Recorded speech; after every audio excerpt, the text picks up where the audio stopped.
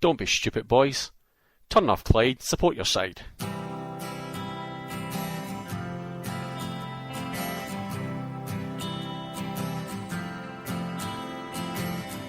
I would like to leave this city. This old town don't smell too pretty, and I can feel the warning signs running around my mind. And when I leave this island, I book myself into a soul asylum, 'cause I can feel the warning signs running around my mind.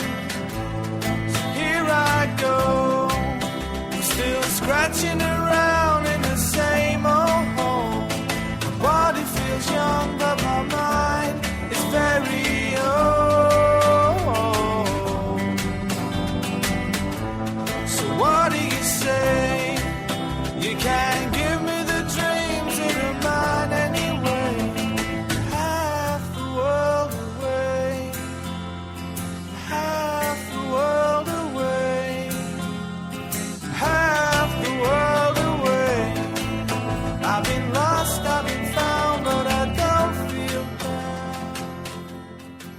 There is nothing quite like Glasgow on Champions League night. It's quite loud here, but it's about to get a whole lot louder as the players emerge into this grand arena. Celtic Park is at its best on nights like this. Rousing, uplifting, inspiring. You can feel the fervour around Glasgow's East End tonight. The passion is intense and immense. Celtic Park, home of the best atmosphere in the Champions League.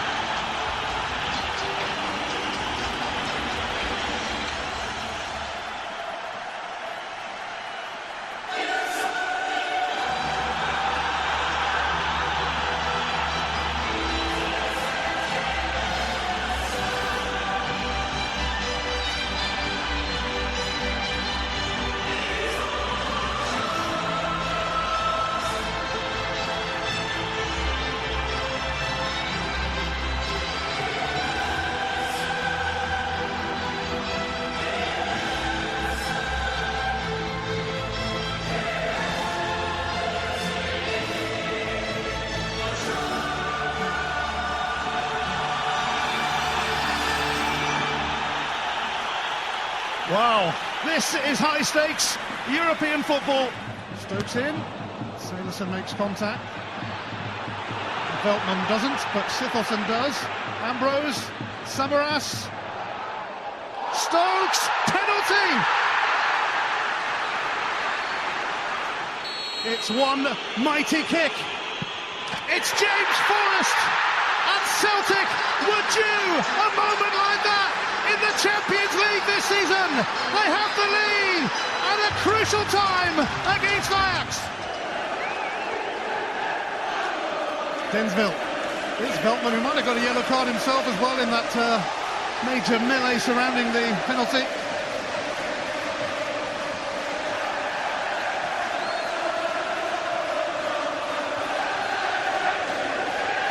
Just listen to Celtic Park now.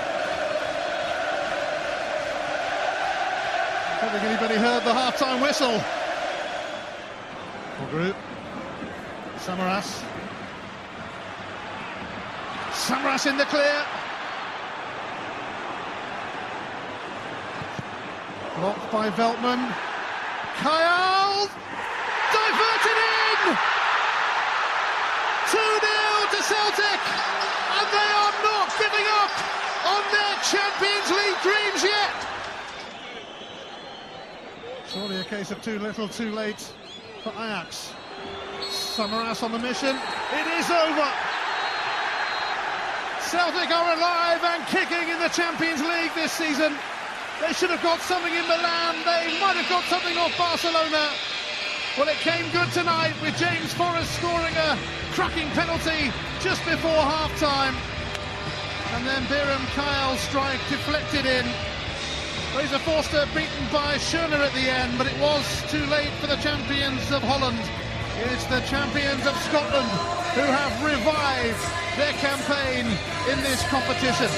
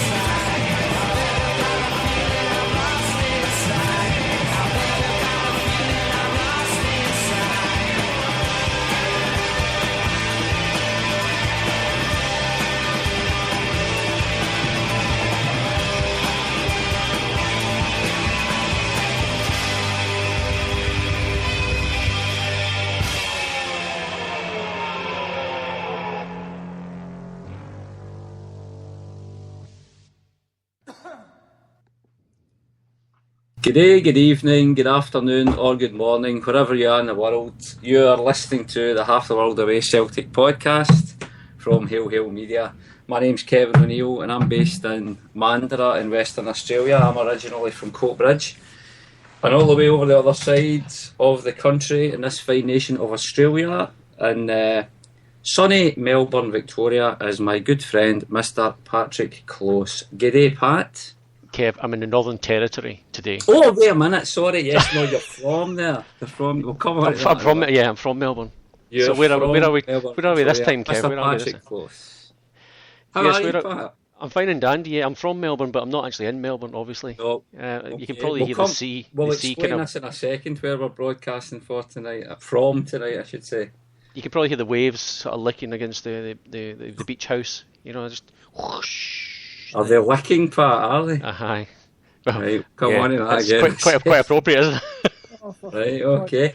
Now, also from sunny Melbourne is quite a regular on the show, Mr. Martin Kelly. G'day, Martin. Hi, mate. How are you? Very good. How are you? I'm very good, mate. I'm very good. Excellent. Especially after the result the other night. Absolutely, yes, and I think we'll talk quite a bit about that shortly, Martin.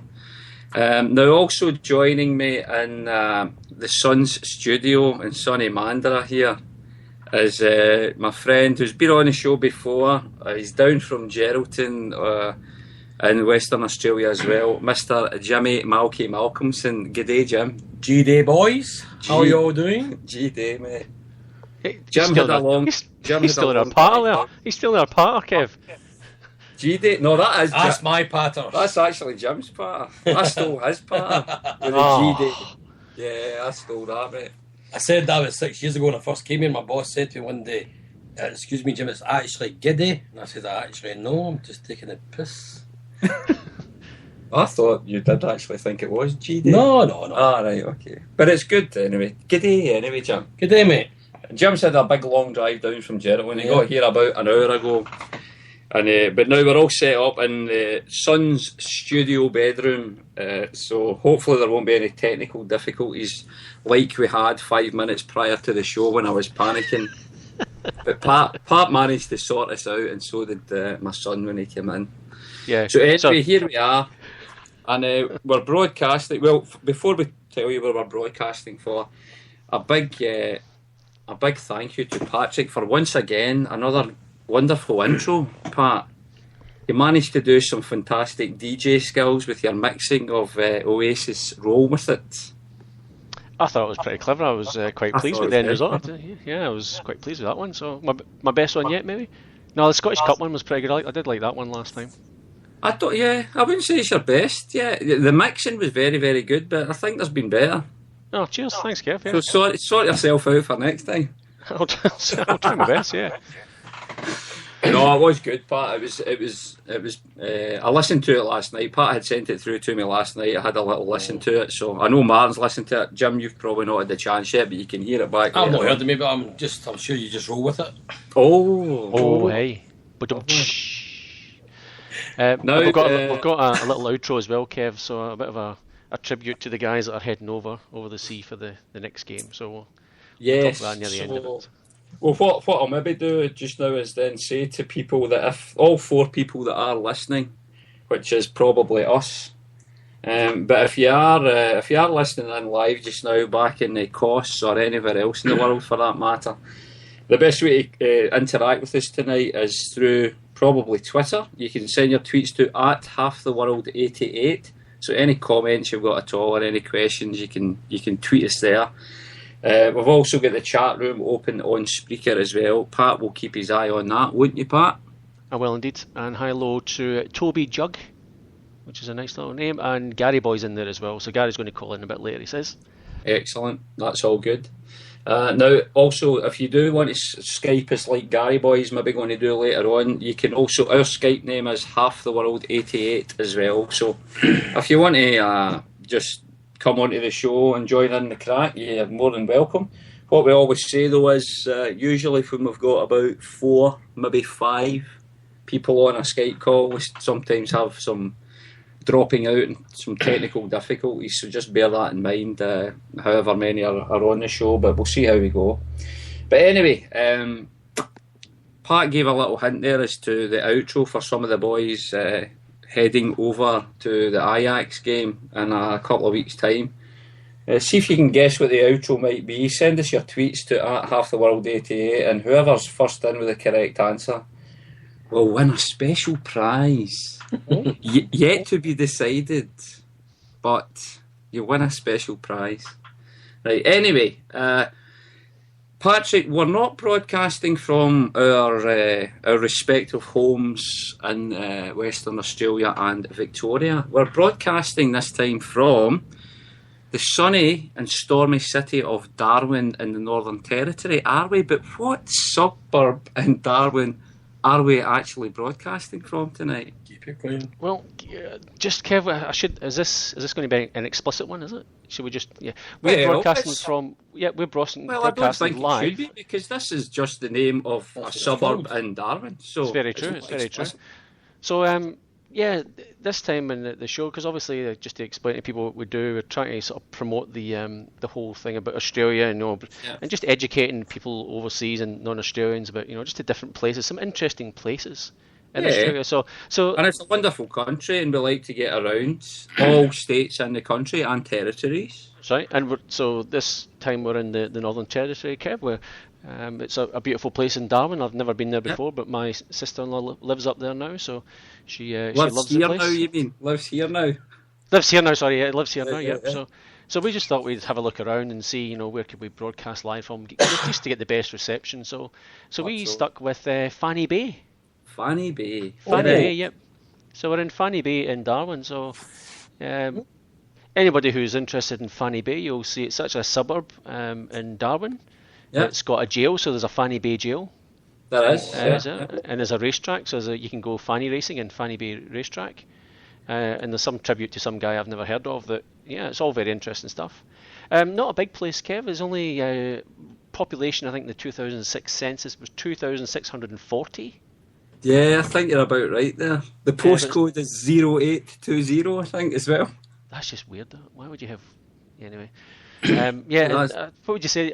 Obviously, we're looking at the same page here. What sort of size would you think is that suburb, Kevin? Just by looking around me now, it's got to be around 4.6 square kilometres, I'd say. Yeah. I think you're probably about right, because I think you can maybe just about see the centre of Darwin. I don't know, I guess maybe 4 kilometres from Darwin. Maybe from the centre of Darwin. Said it itself. I think you're right, mate. Yeah, I think that's absolutely right, yeah. So yeah, it was... And the electorate, they're looking forward to the next federal election in Australia, obviously, because they're in the federal division of Solomon. They absolutely are, yeah. I mean, they love the politics up here, or the fannies. So yeah, they absolutely love the politics. So plus, for people who don't know, quite humid and wet there. Occasionally, as we all know, it can get quite blustery up there and quite stormy. So usually everybody's dripping when they're walking around. All right, I was walking about the foreshore earlier on today, and he did say there was a bit of a strong fishy smell around the bay. Oh, jeez, that's. Where's the explicit button? I've got to make sure. But that's always to be explained. And I'll tell you something else. I was walking up there, kind of, as you said, it's just a suburb of Darwin, so it's just got a small kind of main street. So there's only 2 shops on it. I saw one sold pies, and the other was muffs. But I think that must be for winter time. So does anybody know what this Fanny Bay is? Is it a one-off, or is it a couple of them? There's definitely a couple of fannies, yeah. There's definitely a couple of fannies floating about somewhere. We get taxis up there, aye. If we think that's as far as we're going to take it now, is that at the end of it? What are we here for again? Oh yeah, Celtic stuff. Yeah, that's right. This is a Celtic podcast. Yes. Right, okay, so anyway, let's hope this show from Fanny Bay in the lovely city of Darwin in the Northern Territory goes as swimmingly as our last one from Spunker Knob. So anyway, we'll see how we go. Right, guys, enough of this, carry on. Let's start talking about Celtic for a little while, shall we? Massive game, as always seems to happen with us nowadays in the UEFA Champions League during the week there. We were at home, thankfully, to the famous Ajax of Amsterdam. Now, the first question I'll ask everybody going round, first, as I try to always do, did we all see it? Patrick, did you see the game live? I did see the game live, Kev. Don't ask me where. I can't reveal my sources. Yeah, no, that's fine. But you were in your own home, probably, watching it live? Yep. I was in my home, yeah. Via some source. Via a source, yep. Yes, that's all good. And thanks to that person who sorted me out with that source. You know who you are. Yeah, and I know who they are as well. Yep, DM. Thank you very much, sir. No, that's all good. The stream I guess I managed to get was the Sky one, so I got all the big build up to it. Yeah. The Never Walk Alone, all that sort of stuff, the team coming out, and even the audio you heard was at the start of it, the Champions League theme, so which was gives you goosebumps just listening to it. So goosebumps, yeah, did you goosebumps, aye. Gives you them as well. Yeah, Martin, did you manage to catch the game live? I did, mate. Actually, I did. Excellent, that's good. So now we're halfway there. Jimmy Malk, did you see it live? Yes, I did. I'm glad you never said we at the match. But yeah, I saw it live, yeah. Yeah, no, that's good. And I saw it live as well. So we've got a full house now that we all managed to see it. Albeit I was watching it, I was away up in, there's a little place up in the Pilbara region of Western Australia, out in the middle of nowhere. And it's next to an iron, or there's plenty of iron ore mines up there. A little place called Newman. Look it up on the map. I was dreading, I knew I was going to be away, and I didn't think I would be able to see the game, but I managed to get a 4G stream, if you please. And I watched it on ESPN3.com, and it was a fantastic picture on my laptop. So I was very pleased. But anyway, guys, so we all saw the game. Martin, I'll come to you first of all. Were you confident before the actual game we were going to get a result, or how did you see it going? Look, I'll be honest, out of all the games Ajax at home, I was more confident than anything else, and I thought we would. I'll be honest, my stream was terrible that I was watching, so I missed chunks here and there of it. Look, I was confident enough, and I was happy, definitely happy enough with the result. I know we didn't have a huge amount of possession or anything, but I'll take 31% possession, because with the score at the end of the game, with the final whistle at 2-1, I'll take that any day. So no, I was as confident as I could have been. Yeah. What about yourself, Pat, going into the game? I was a little bit nervous with the injuries in midfield and in suspensions as well. So guys like Ledley, I was a little bit surprised to see the starting lineup. I thought Ledley might have got a bit of a shout, especially when he came on against the High Bees on Saturday night, or on Saturday afternoon back there. But I was a little bit surprised not to see him kind of start. But obviously we're kind of, with Brown out, we're just trying to find that sort of ideal midfield partnership at the moment. So it was a little bit surprising when I saw it. Although it was pretty funny watching the Sky Sports, their prediction of what the actual team formation was going to be. That was bloody hilarious. It had players all over the place. Fraser Forss at centre forward and everything. It was hilarious. They're all over the place. Yeah. But yeah, it's once you'd sort of seen who was there, it was. I said, I'm not nervous and stuff, but it was just one of those, like, they obviously get Ajax like a lot of good sort of passers and a good midfield, and it was, are they going to be able to keep up with it? So but I think all in all they did all right. So it was good as probably what could be expected. And obviously Kyle getting the goal was a bit of icing on the cake for him, but he was obviously dragged shortly after it. So I just think that was part of the plan. I think it was two guys that were probably not quite 100% fit, so give them a fair chunk of the game each. So. We'll maybe talk about Kyle a little bit later, Pat. But Jim, absolutely. I mean, going into the game, Ajax they're maybe not the team or certainly the force they used to be, but they're certainly a huge name in European football, and they're always no mugs whenever you come to get them. Were you confident getting into the game? We're at Celtic Park, we're at home to arguably the weakest team, probably along with ourselves in the group, but were you confident getting in? We were going to come away with 3 points? Well, I've said before on the show that I'm confident Celtic could beat anybody at Parkhead, so I was extremely confident when I heard the fans, the noise they made. I thought, yep, this is the night. But again, when Commons got took off, I thought, God, we're going to struggle a little bit. But I think, on the night, it was a decent performance, and things can only get better. Mm-hmm.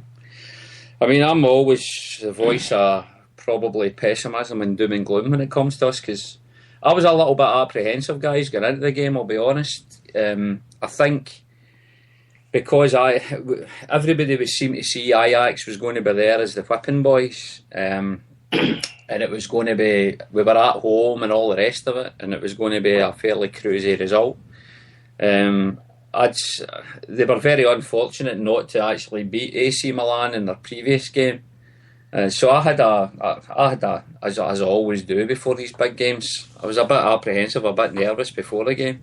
I thought the first 5 minutes of the game, they looked really, really nervous, and they were struggling to string a few passes together. We were pressing quite high up the park, and they were giving the ball away and giving the ball back to us really quickly. We then had a spell of play for, 10-15 minutes. But we didn't really trouble our keeper. We had quite a bit of possession. But then I thought they grew in a bit of confidence, and that's when they were the team that seemed to be knocking the ball about. And I had a bad feeling. I was starting to get that bad feeling that I sometimes do get.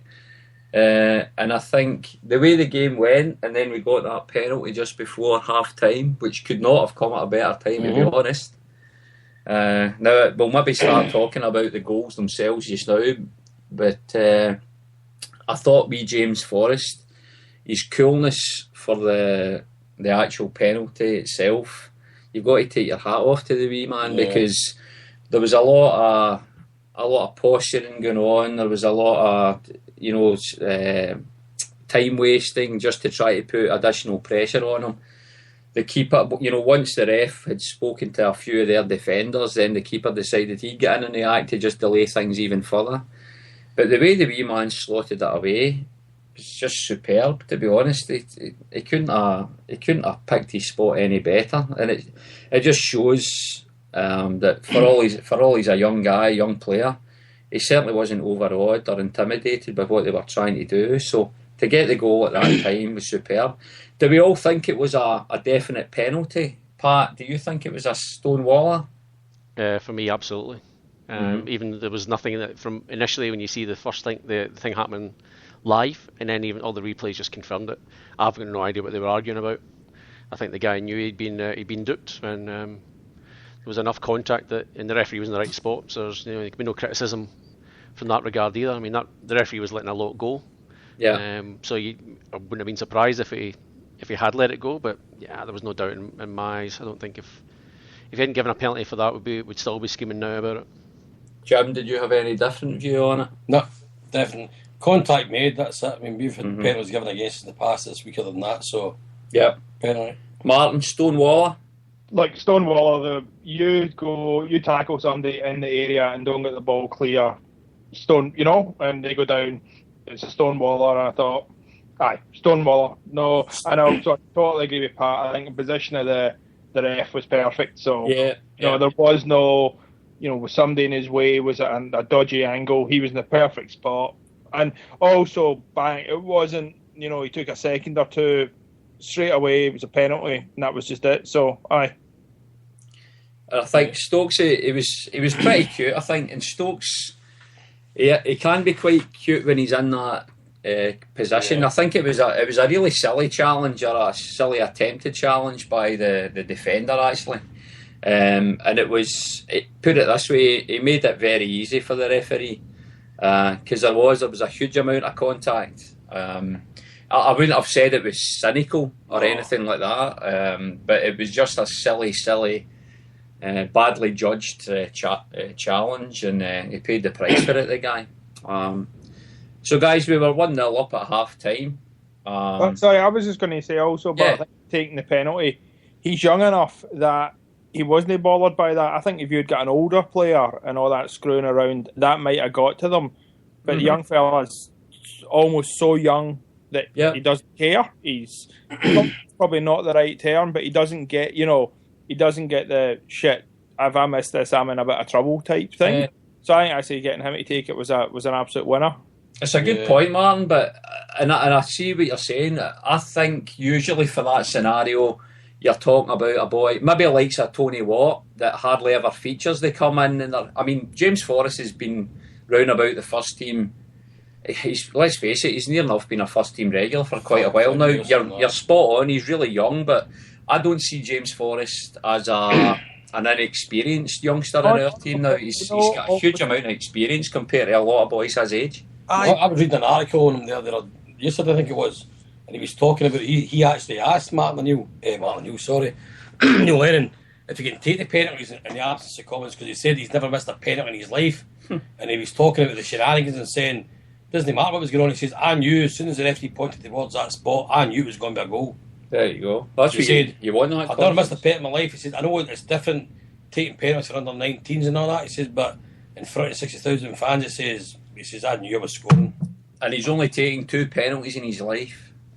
and man was under 7s.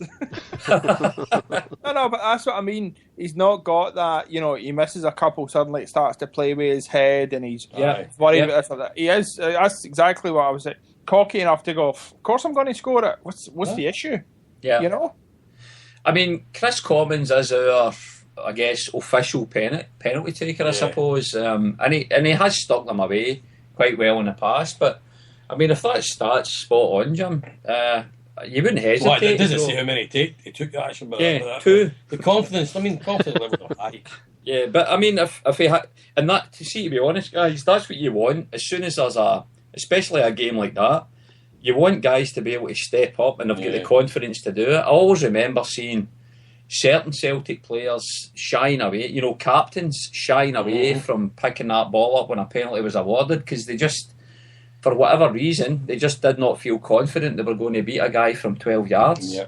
And let's be honest as well, guys, we've actually had quite a terrible record in penalties during games relatively recently, where we seem to have a shocking record of penalties, and we could never really settle on a penalty taker. So if we've got 2 guys now in Chris Commons and me, James Forrest, that's me jinxed them now, probably, mind you, by saying this, but if we've got 2 guys that can that are very confident and capable of putting the ball away 9 times out of 10, it's a good position to be in. Toby in the chat room, he's saying that apparently Sammy, we didn't obviously see it on TV, but apparently Sammy had the ball first and Forrest went and took the ball off him. So if that's the sort of confidence I guess he's got, then fair dues to him. So I'll be honest, that's massive. That's massive guts, because if you take it off him and then miss it, you're in all sorts of trouble. So The reason that he took it off Sammy was because his mammy was shouting at him to come home for his tea. It's my boss. According to the article, that was agreed before the game he was taking it. Forrest was taking it. Right, okay. Home for his mammy's tea. That as well. Guys, before we carry on, there's been a few little comments on Twitter as well. I'm going to read a few of them out. Craig, who's a regular listener, has tweeted in a little bit earlier there. And we might talk about the behaviour of the Ajax fans that we might have read about earlier on. Craig's mentioning that, but also Fraser Forster, because of the way he's performing for us just now, there could be a chance, or people are maybe thinking that we'll struggle to hang on to him at the end of the season, or who knows, maybe even January. We'll maybe speak about that earlier on. But Craig's also sent a tweet in to say to us that, can you spare a minute for this great effort by a few Tims? Now he sent a link on here. Can't really read it out because as Twitter does, it always shortens it, but it's selfsarehere.com, the gift of something. We'll find out what it is. I'll find it. There's some guys, some internet bambosh, could call them. They've released a book as well, just of Celtic stories and stuff. So, and they're trying to raise money for charity. So we'll fill the guys into that. Maybe just towards the end of it, we'll do any other business sort of thing. But there's a guy, a blogger. Now I'm probably going to pronounce this completely wrong, but Tiernog. Yeah. So he's a really, really good blogger. I don't know if any of you guys read his stuff. I'm a fan. Can you call me a fan of a blogger? I don't know, but anyway. A Fanny Bay. Well, I'm from Fanny Bay, so. But yeah, they've sort of created a book here as well. So we'll give a bit of a shout out for that a bit later. I reckon once I get the link correctly. I'm trying to find the same thing as well, Kevin. It's for some reason it's not showing up on my Twitter, but although I don't have time for clicking links on Twitter, unfortunately. No, we'll see. Craig's other tweet to us is there, but I can't find the first one. But that's all right. I'll get to it. You need a studio researcher. We do. We need an assistant. Scouse Tims has tweeted in as well, saying he might seen he's off today. He might phone in later on. So Scouse Tims, if you're still listening, mate, you're more than welcome to give us a call. Gary Boy, Somerset Tim, another quite a regular on the show, just tweeted in to say he loved the intro. So again, all credit to Patrick for doing his expertise in the DJ front. Now Craig's come in. I said at the start of the show, if you want to guess what the outro might be, it's to do with our fans going over to the Ajax game in a couple of weeks' time. Craig's guess was commentary from the last game in Amsterdam when we tore them apart for the outro. Now that must be the Diddy Agat type Bobby Pettit, maybe Chris Sutton game.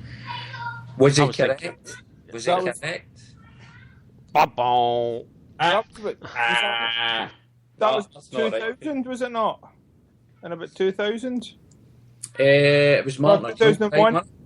It was, yeah. It was a brilliant game, I remember that. I was watching it in London, actually, in Ilford. I was actually watching it in Donegal at my auntie's house.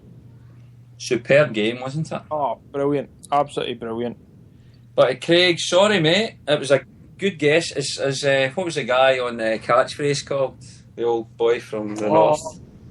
It's good, but it's not right. It's good, but it's not right. So try again, Craig.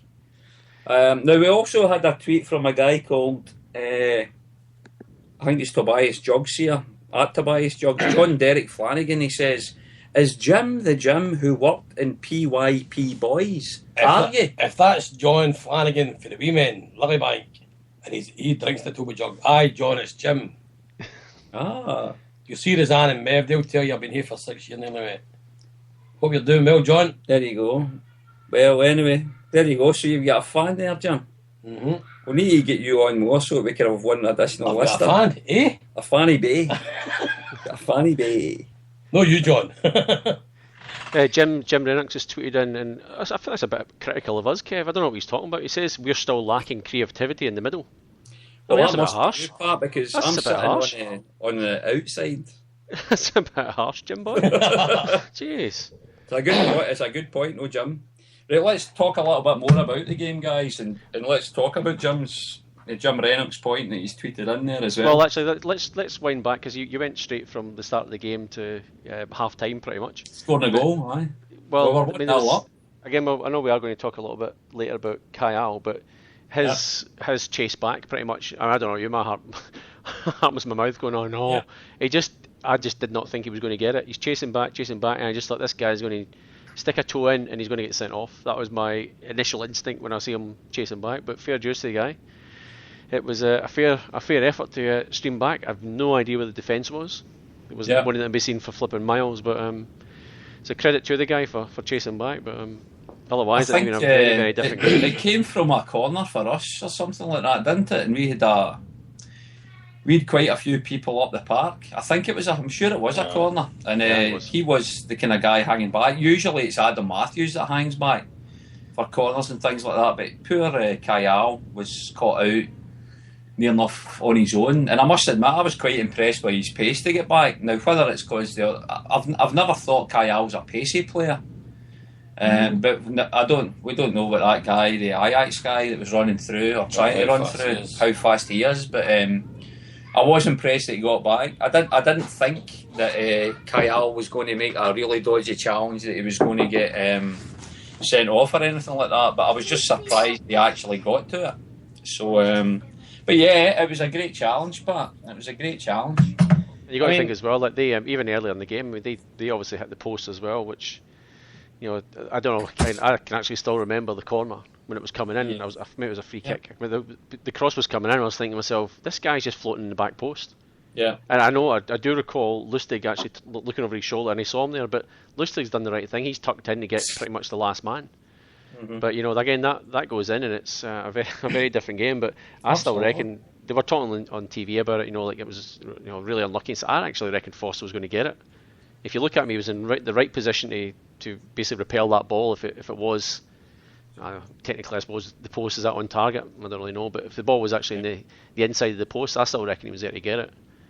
So I think he absolutely played a blinder for a start, but the fact he was that sharp and to get down and make sure he was there in a position to clear it. If it was in the right position, I just reckon he read it right and pretty much let it hit the post. I was expecting to go by. But again, very different game. Those couple of half chances. I'm not saying they were outright goal scoring chances, but again, we kind of rode the luck a little bit then, and I think that continued in the second half. Even when we scored, first and second goal, I think we rode the luck a little bit. Thanks, Pat. Martin, could you see where a goal was coming from for us? I know I did fast forward a bit, so thanks for pulling me back there, Pat. But could you see where a goal was coming from us in that first half?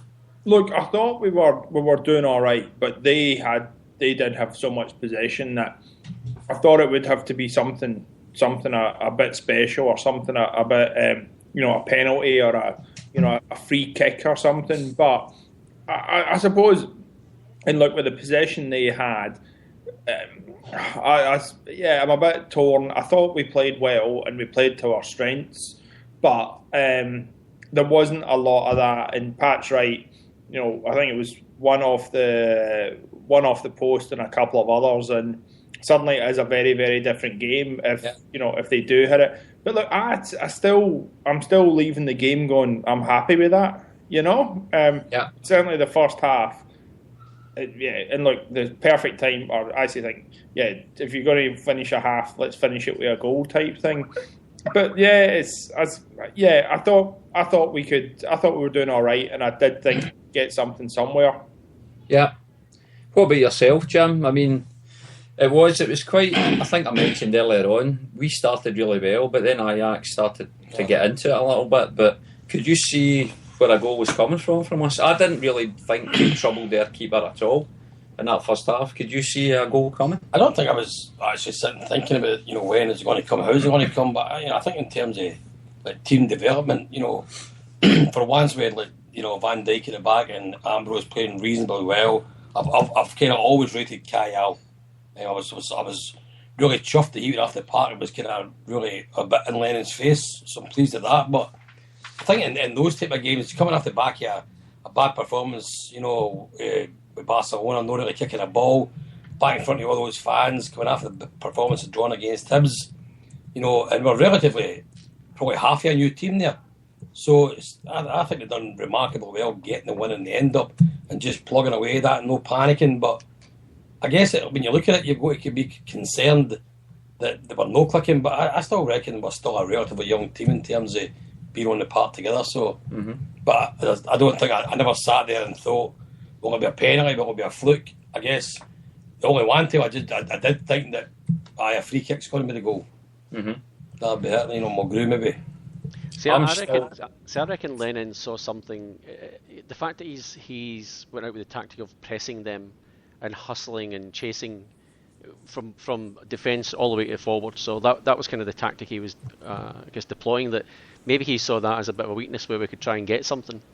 And I think don't quote me on this, but there was actually I know Samaras played the ball to Stokes, but was it from a turnover of sorts that we got the ball in there to begin with? I'm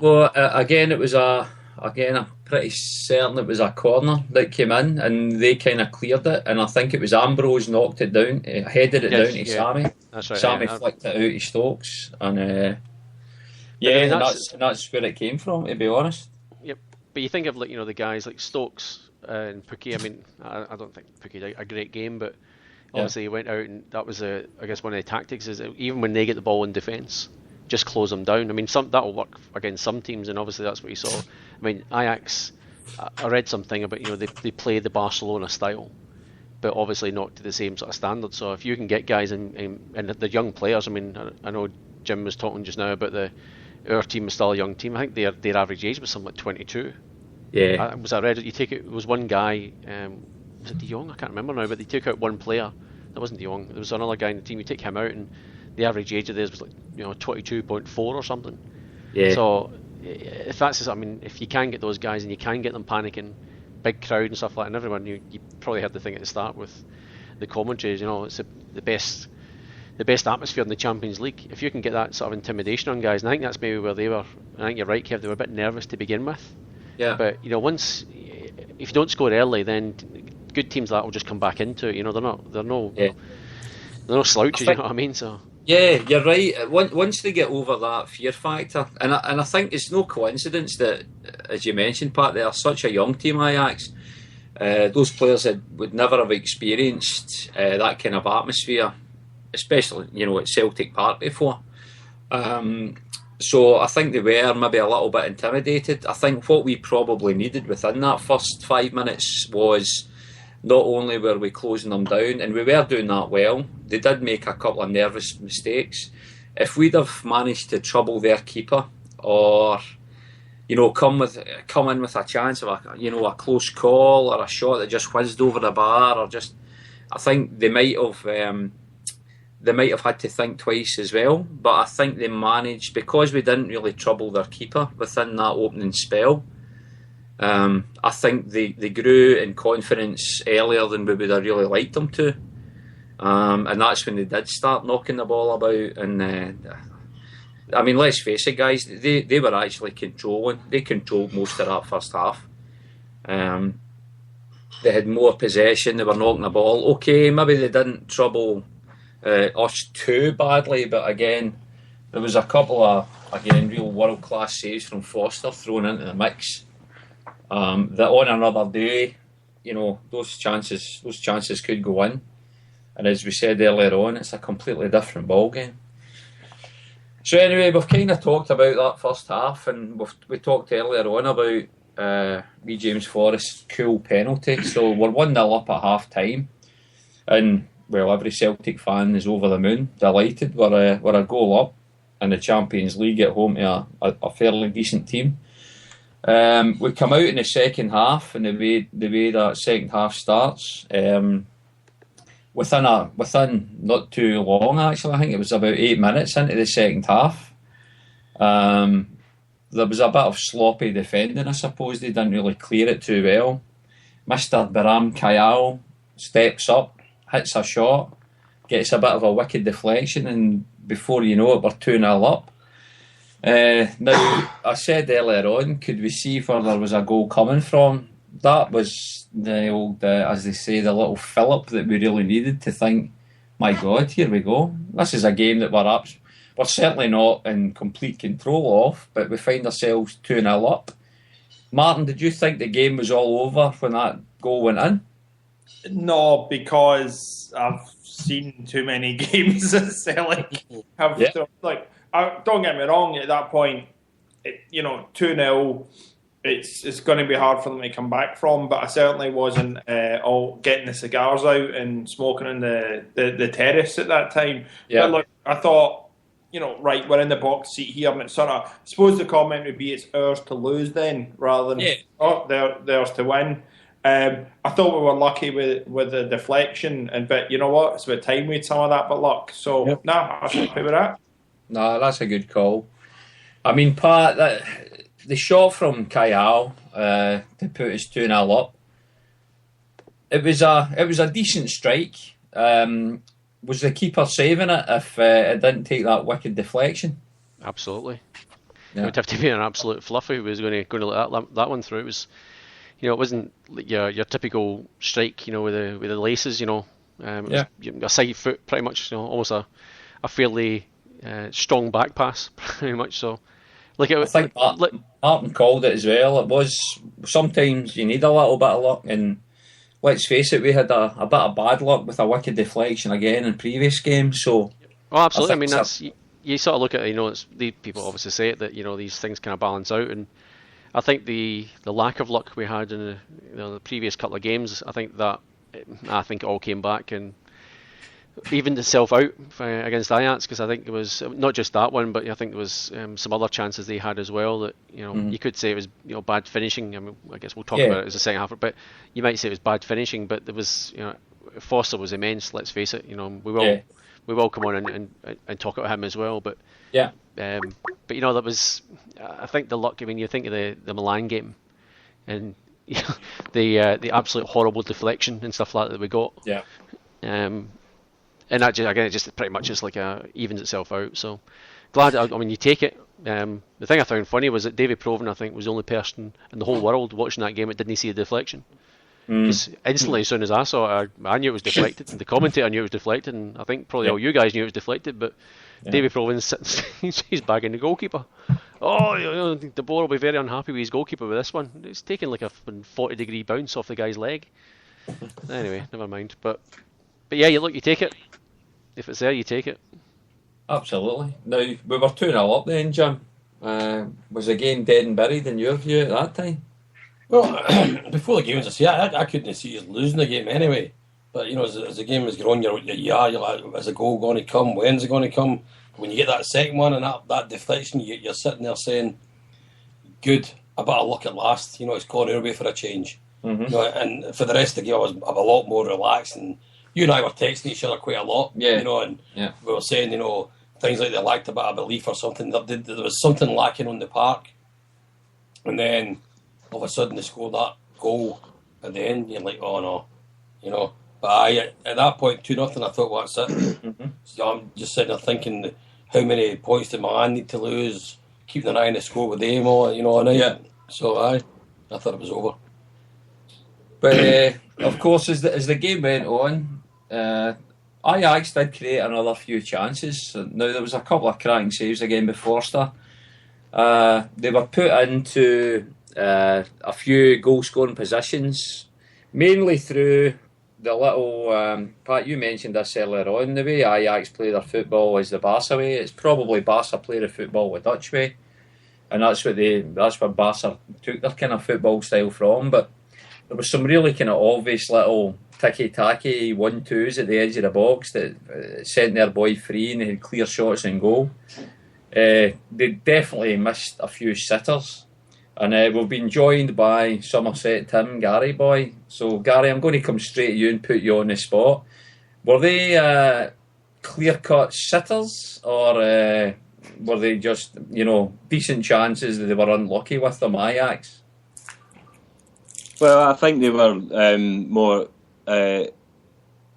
decent chances, but not complete. You know, not complete sitters, in my opinion. Other times, I don't think. You know, I'm picking up what you guys are saying about the how you felt after the second goal by Kyle. I honestly felt a wee bit relaxed afterwards, because I just couldn't see Ajax. You know, even with their consolation goal and their chances, you know, they weren't going to threaten us, despite what Sky Sports statistics said. That you know, I've got this in front of me where they said that there was shots on target were 4 each, you know, between the teams, and Ajax had 3 more shots off target than we did. 7 shots on target, and the possession, their possession was roughly 70%, whereas we had 30%. Even so, they didn't pose a threat at all. I think the only times I was a bit concerned was in the first half, where Celtic's ball control wasn't in the midfield wasn't that good, in my opinion.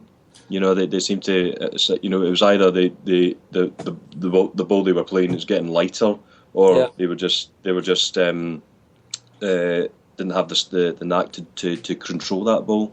You know, that night in the first half, but you know, the goals change games. You know, when come Forest penalty. You know, and like you said, Forest was very confident in taking it himself, and fair play to him.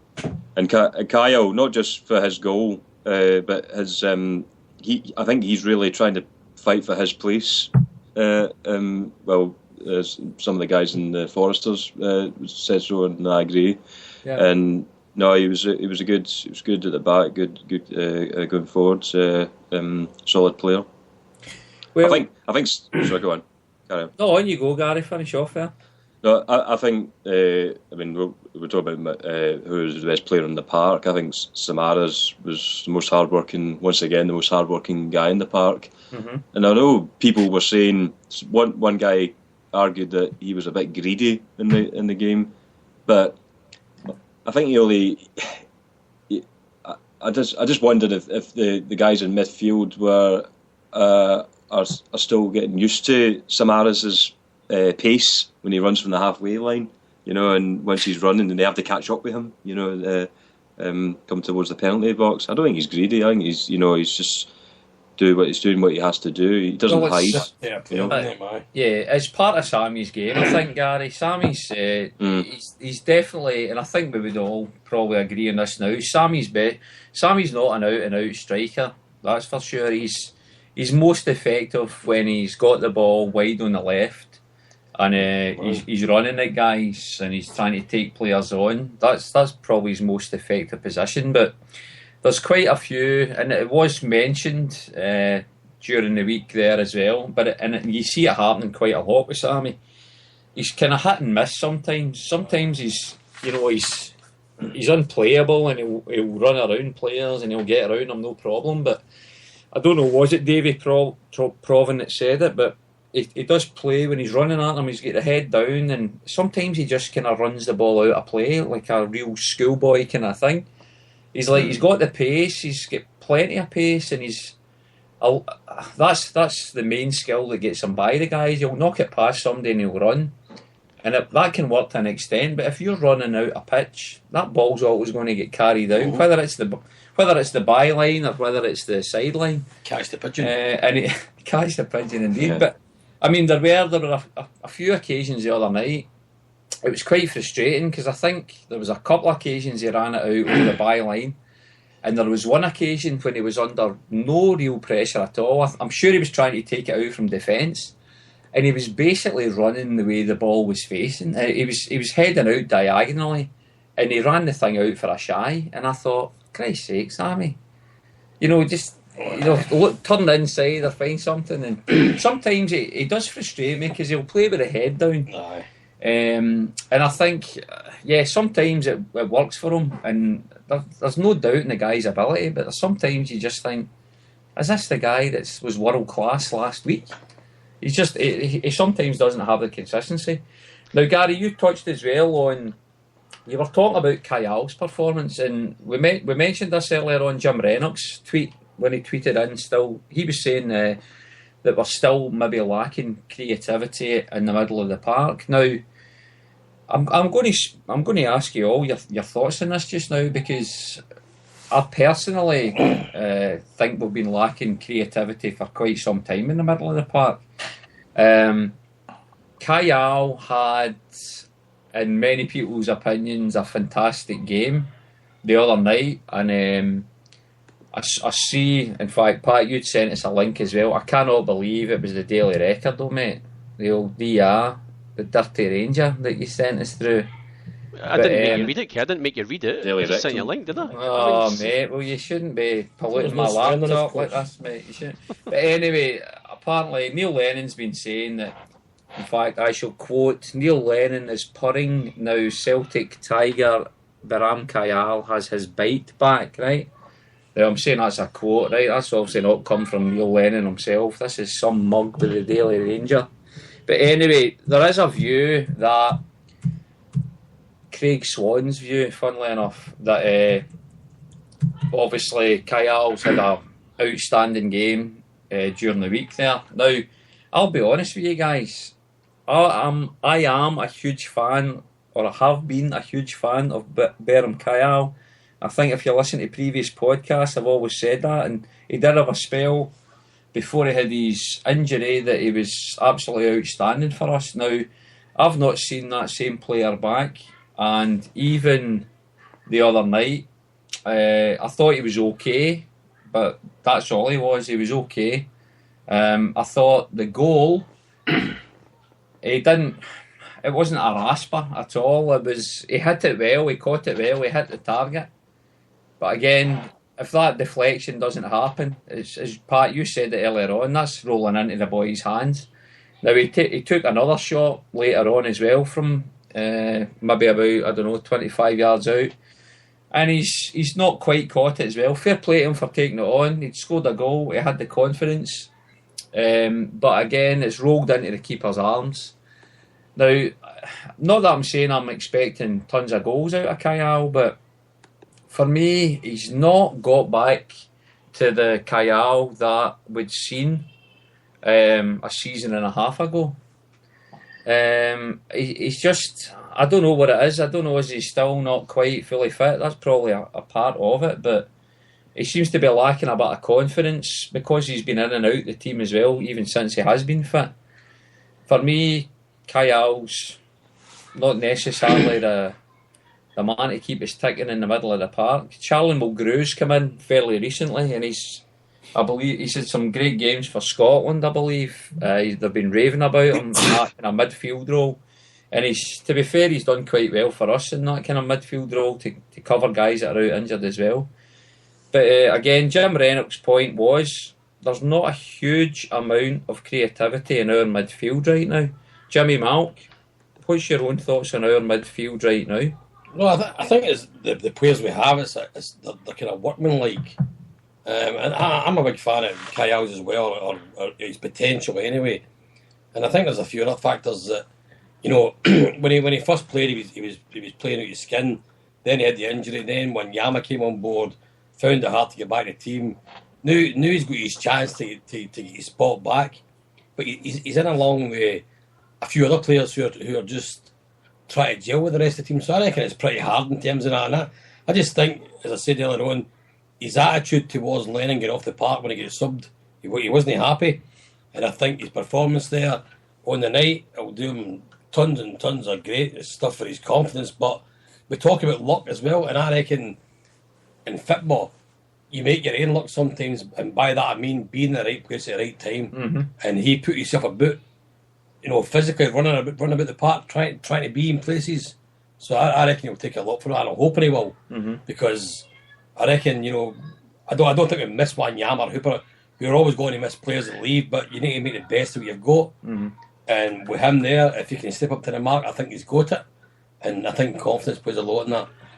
Pat, I'll ask you now, because Gary, when he came on, mentioned that Gary, you said earlier that you thought Sammy was our best player on the night. That's fair enough. A lot of people have been saying Kyle was our man of the match. I mean, what was your view on Kyle's performance overall the other night, and also to take up that point in our midfield? Have we got the kind of balance in midfield that we all want? No, absolutely not. I think he's still trying to find a reasonable and settled midfield. Brown going out suspended doesn't help. Ledley being injured doesn't help. Kyle not being fit doesn't help. But there was a couple of instances. This is before he scored. I was actually thinking this during the game, that he did a couple of things and he looked slow, and he was, it was that old, second touch as a tackle scenario. And I just got to think to myself during at that point I remember at stages where he could turn on a sixpence and beat guys. And where is that? Where is that? Where is that part of it going? That's nothing to do with speed. That's just I guess speed of thought more than anything. And where is that going? But after they scored the goal, he was he had definitely at least one other shot from distance that I can remember. There might even be another couple even on top of the goal he scored.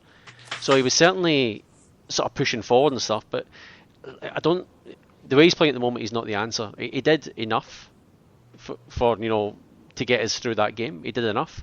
Yeah. I think part of it is obviously he's not fit. The fact that he's only playing an hour of a game. I think he did the same on Saturday against Hibs, didn't he? They took him off there and put Ledley on. It says he's not fit, so maybe I'm not sure there's signs that he's going to be back to what he was before. Yeah, I just don't know. I just can't see it at the moment. Maybe you're saying all this though because, of course, your one and only love, Mr. Tommy Rogic, he's keeping him out of the team while he's in there, isn't he? I'm probably more interested now than in Beaton is probably the guy I'm probably more interested in seeing. I know he gets sent off all night, but a lot of him, to be fair, did we? Because he came only for a couple of minutes and then he made a bit of a rash chat. I think it was a bit harsh to sending off, but absolutely not. It was a certain. What are you saying? He was absolute 100% sending off. You cannot go in, lift your foot, studs up. You can't do that, Kev. That's anybody who's any Celtic fan. No arguments for that. The red card. It's just it was a bit of a rash challenge. I'm sorry, Kev. Anybody sorry for the wee boy. He's just I say wee boy. He's 21 years old, and he's just he's still to learn his game, and in the top level. Yeah. Kev, if you think that is not a sending off, then you are more biased than you're more biased than the commentators on Celtic TV. No, I usually am. Usually I'm fairly well. I always see the game through a green tinted spec. I can usually try to be quite level-headed about these things, but I must admit, look, even when I saw the replays, guys, I thought I've seen a hell of a lot worse than that for a sending off. Aye, but that was by Rangers players against us, so that doesn't count. Oh, Jesus. Are you talking about Sevco? Sevco, aye. So see, the old Rangers. No, the old Rangers. Yes. Oh, yeah. Goal, yeah. In liquidation, yes. And his studs were showing and they were off the ground. He had to go. So anyway, getting back to it. Thought it was harsh. Getting back to it. If that's blanket, if everybody happens to everyone that's doing that, but as we all know, referees are kind of up and down sometimes. So getting back to that, like getting back to the best player in the park, I still reckon it was take your pick out of one of the centre halves. They were absolutely. Well, Pat, do you know what? See, before, because I see what you're saying here, and I'm going to agree with you. But yeah. See, just to finish off on the Kyle thing, and I don't want to sound too harsh about the guy because I've been a huge fan of Kyle since he came to the club.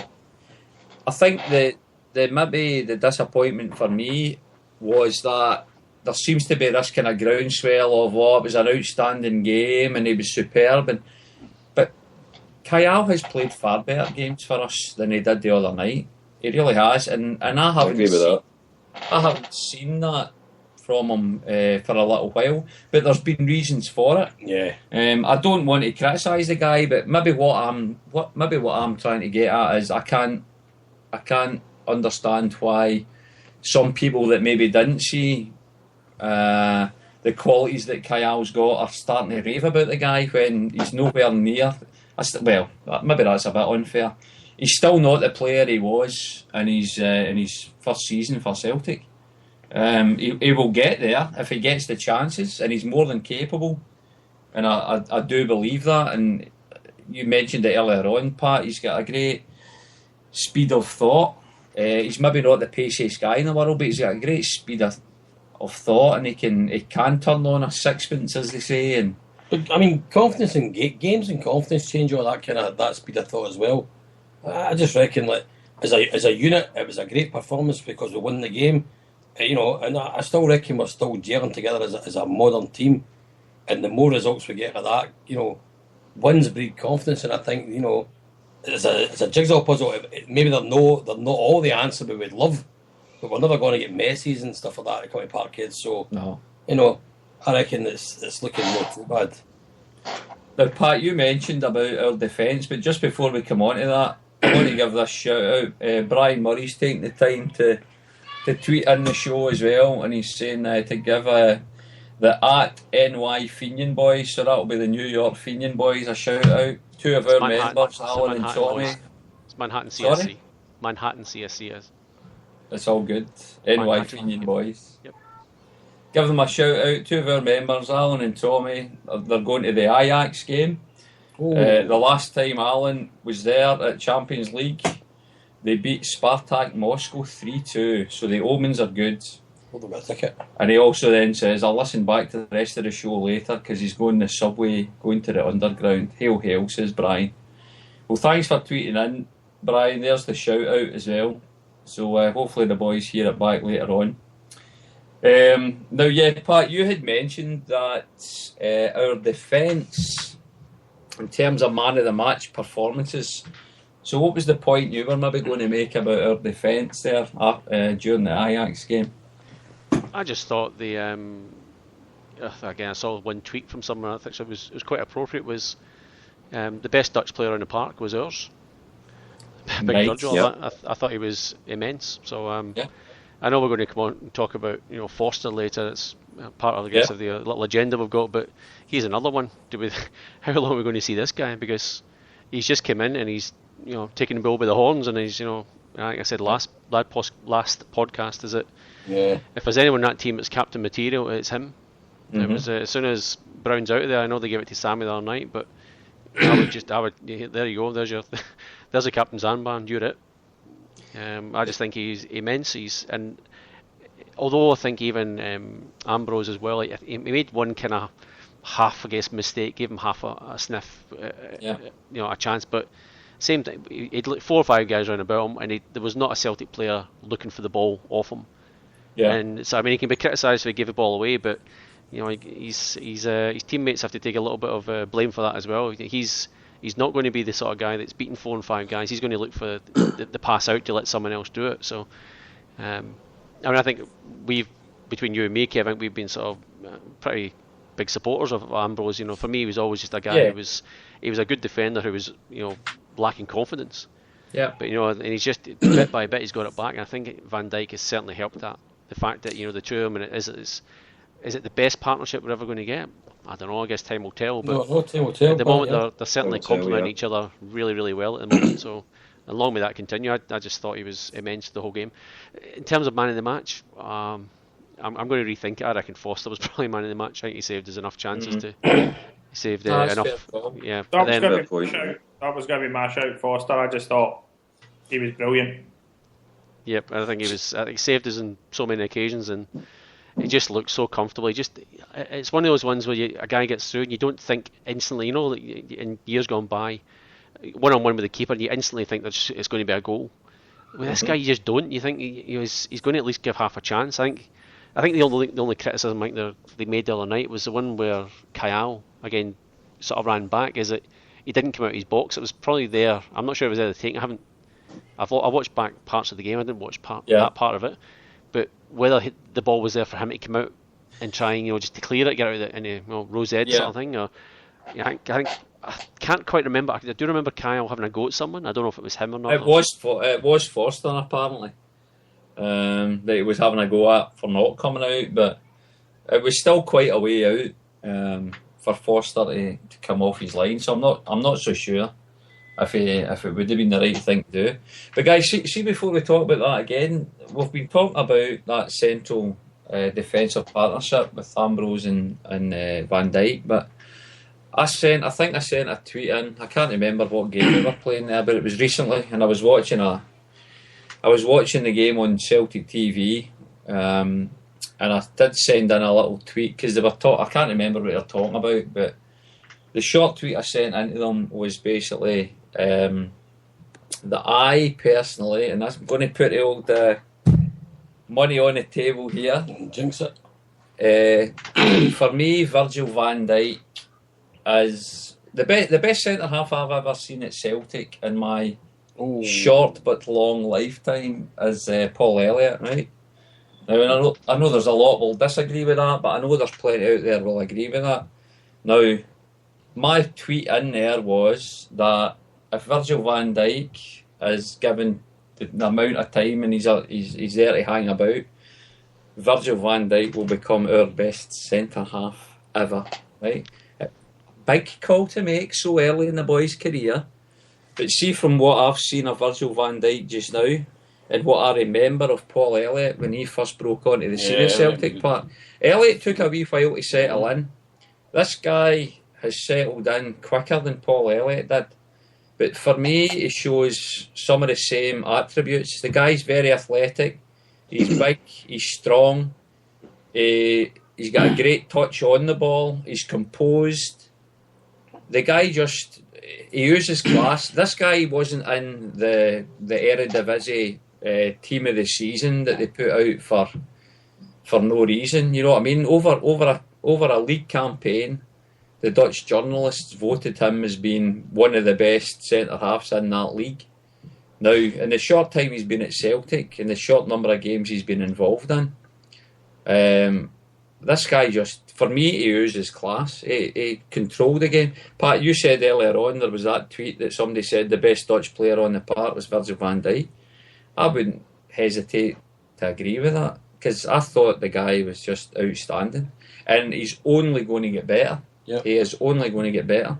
I don't think, as we said earlier on, he maybe didn't quite merit man of the match because Foster, let's face it, he probably he got us 3 points on the night, Foster, because he saves. But Big Van Dijk, he is so composed, he's assured. You mentioned it earlier as well, Pat. He looks like captain material. He's vocal on the park. He talks to the players. You can see him doing it. I think the big guy's going to be an absolute Celtic legend if we can hang on to him. And it's going to be very, very difficult because I reckon even after this season, January's maybe a bit early, but see come the end of this season, I know we've got him on a bit of a contract, but there's going to be teams chapping the door from the EPL for him. I know the camera panned round during the game the other night, and I think it was, who was there? I can't remember. There was a few people there from England to watch the game, but Steve I Bruce would be was on it. surprised. Bruce Ray was there as well. Yeah, Steve Bruce. Yeah, I would not be surprised if some of these guys are already watching Van Dijk right now in that type of game. Now, here, let me put this one to you then. Right? Would you? I mean, the guys with Van Dijk and with Ambrose, it's like they're complementing each other pretty well. Mm-hmm. Do you think it would be better or worse if Kelvin Wilson was there instead of Ambrose? Very good question. Oh.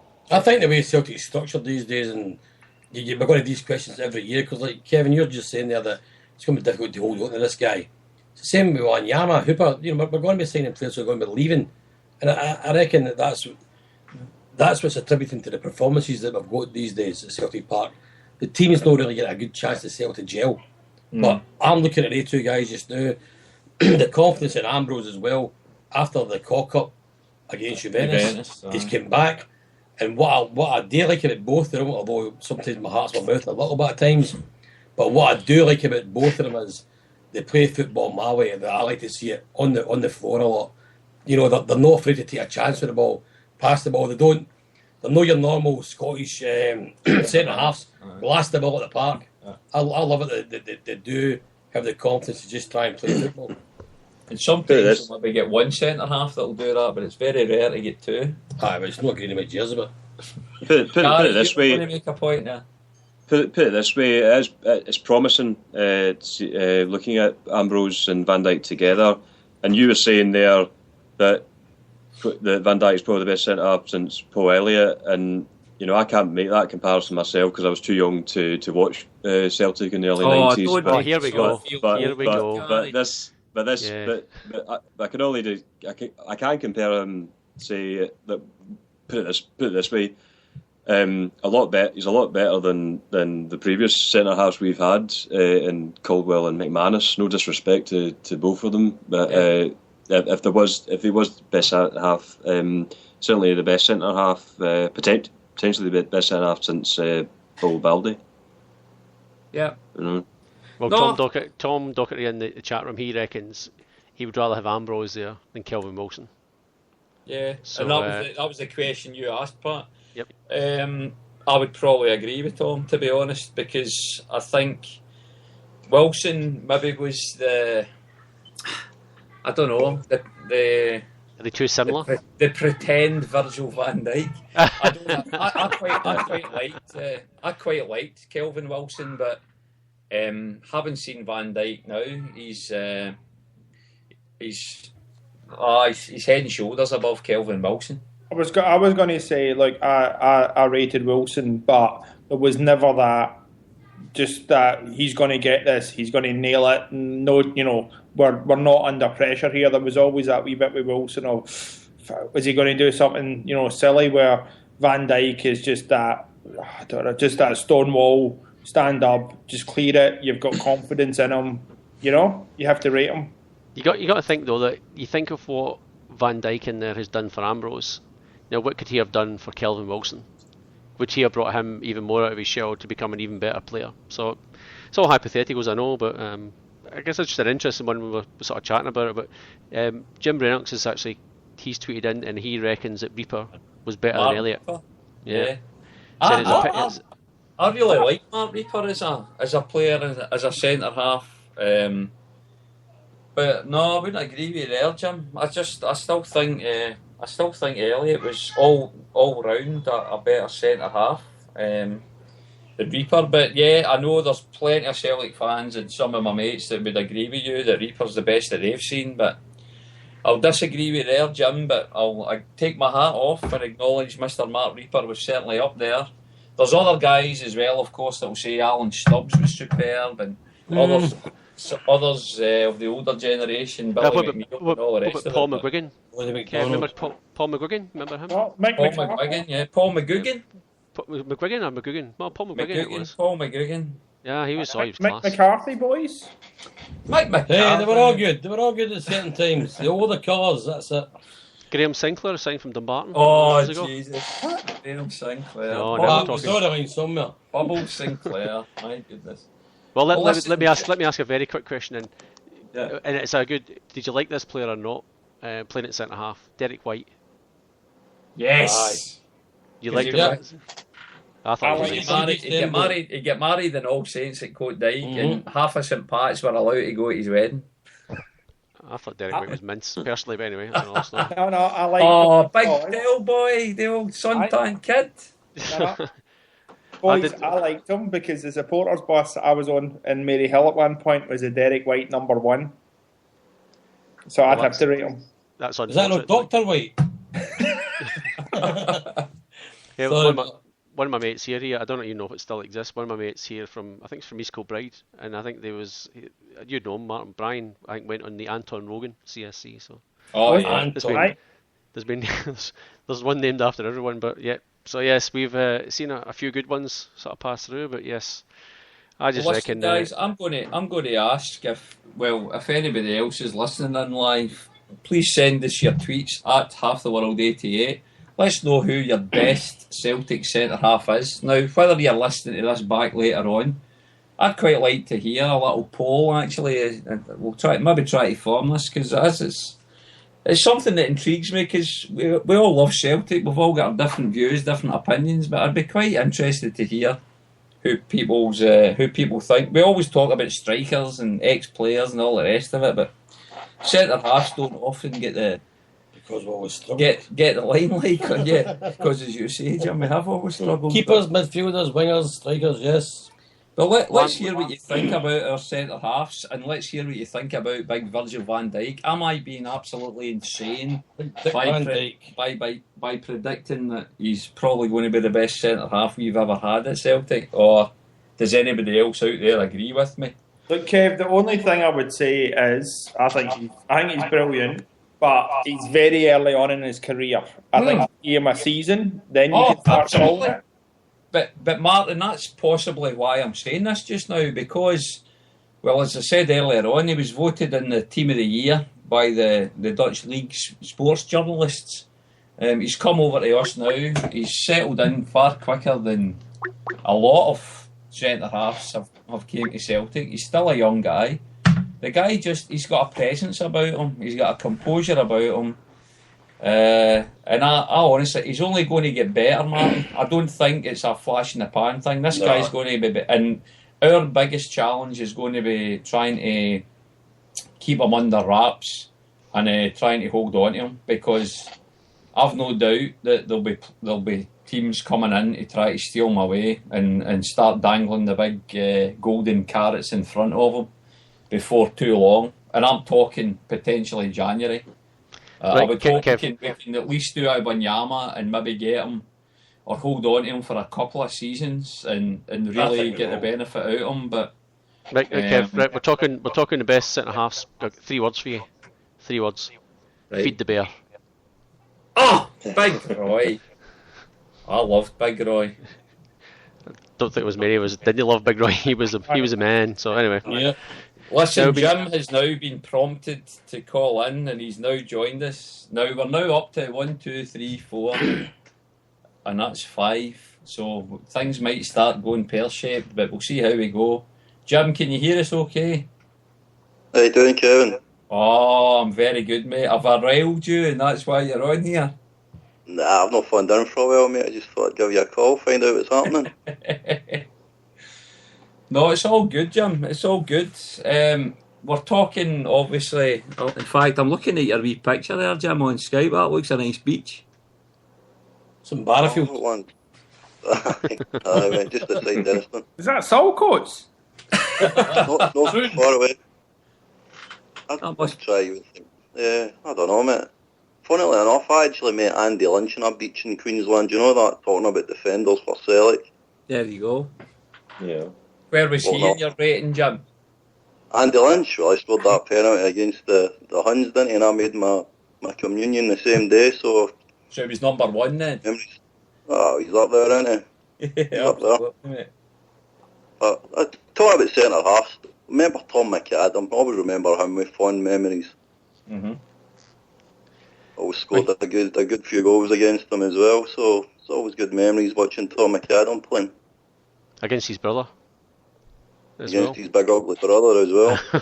I know.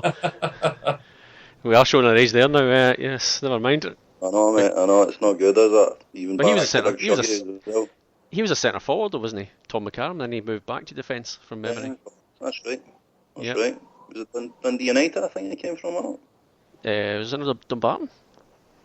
Was it Dumbarton? I think, I don't know. I'm on it. Let me on. So just give me a minute, Kev. I'll Pat, find Pat it will for sort that. While you're tapping the keyboard there, Pat.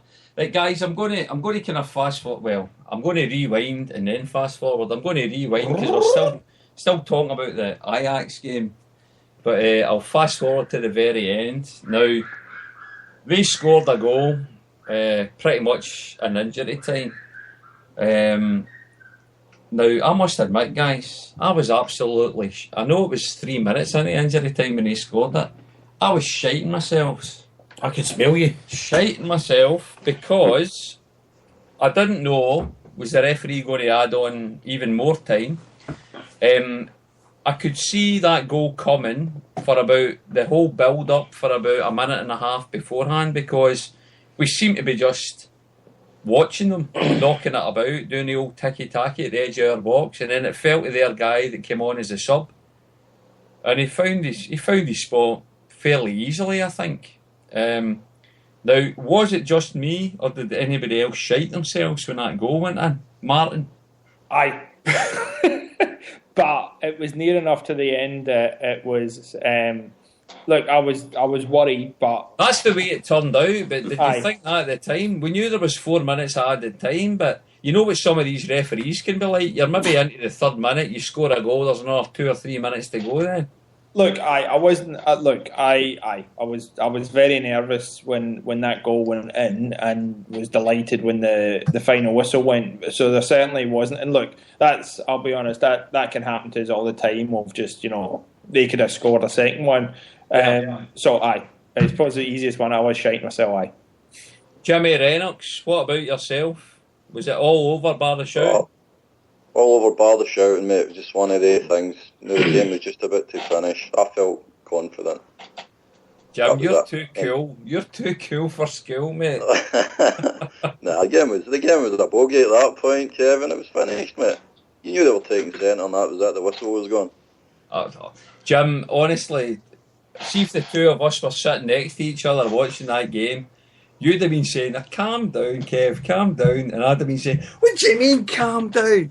He's going to add on about another 3 or 4 minutes here now because of his celebration. It's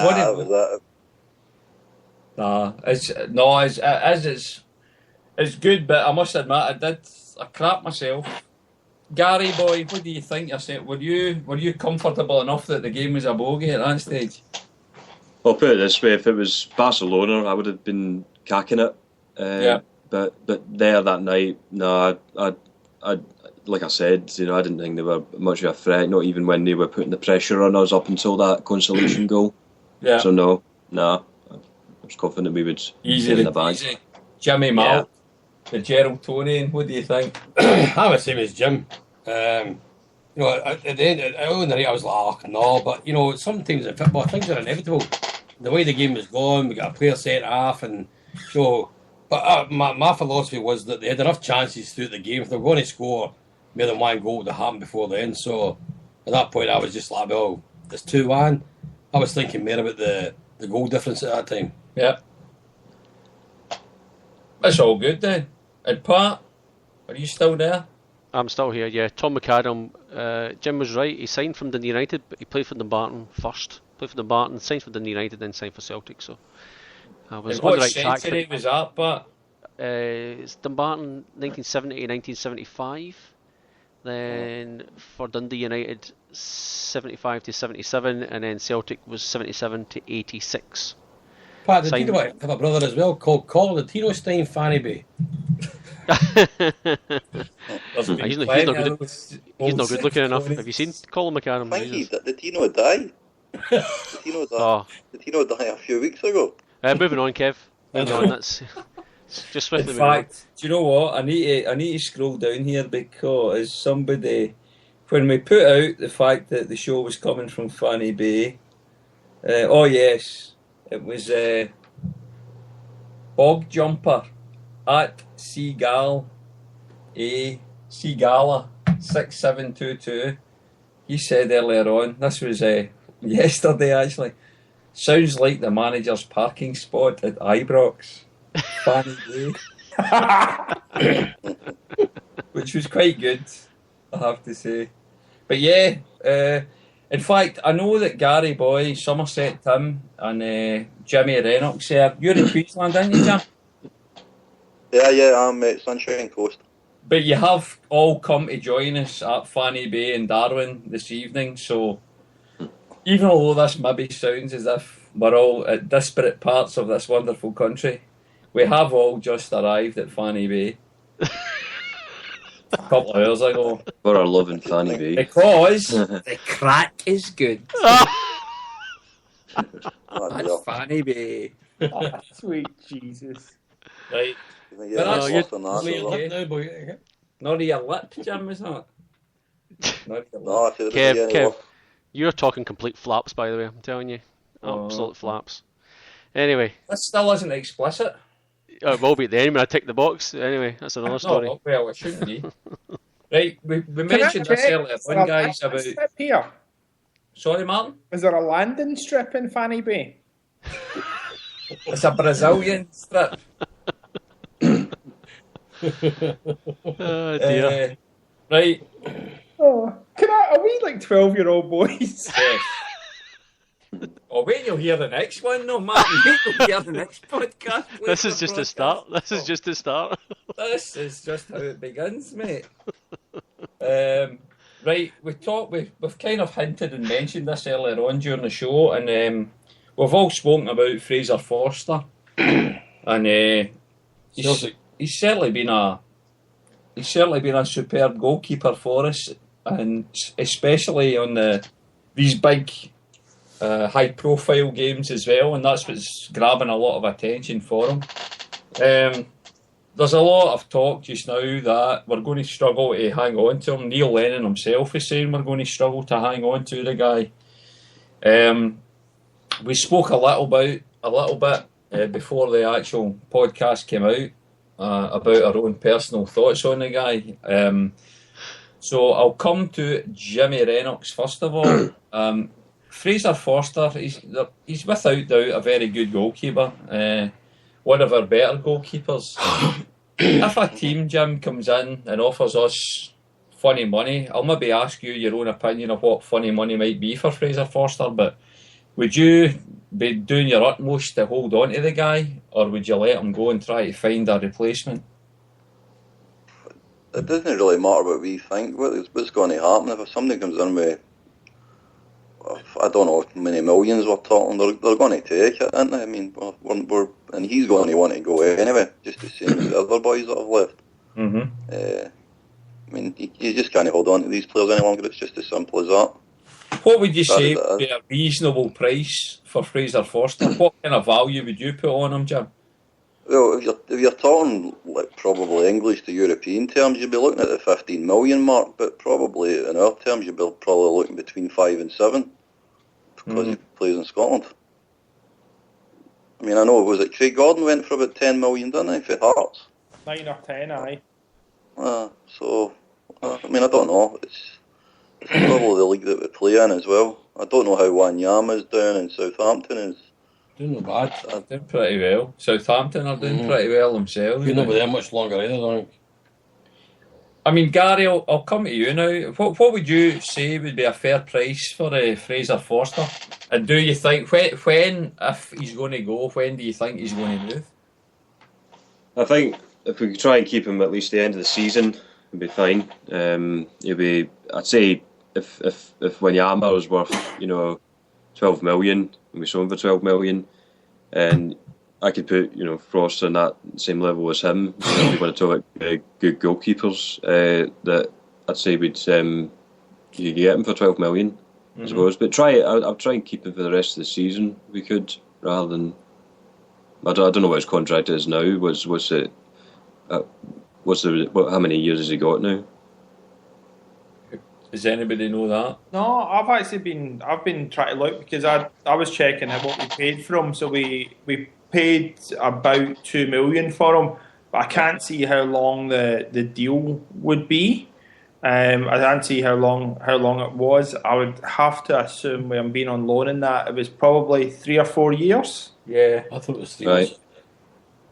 Usually it's the kind of standard contract we offer to players when we sign them. It's usually about a 4-year contract sort of thing, but or maybe with 3 years with an option of another year and that kind of thing. But yeah, I mean, So, Jimmy, just- if we do go on. I found one here, guys. It says this is on transfermarket.com. It says contract until 30th of the 6th, 2016. so you got another 3 years basically. Yeah. So it puts us in a good position. I mean, Jimmy Mal, do you think that? I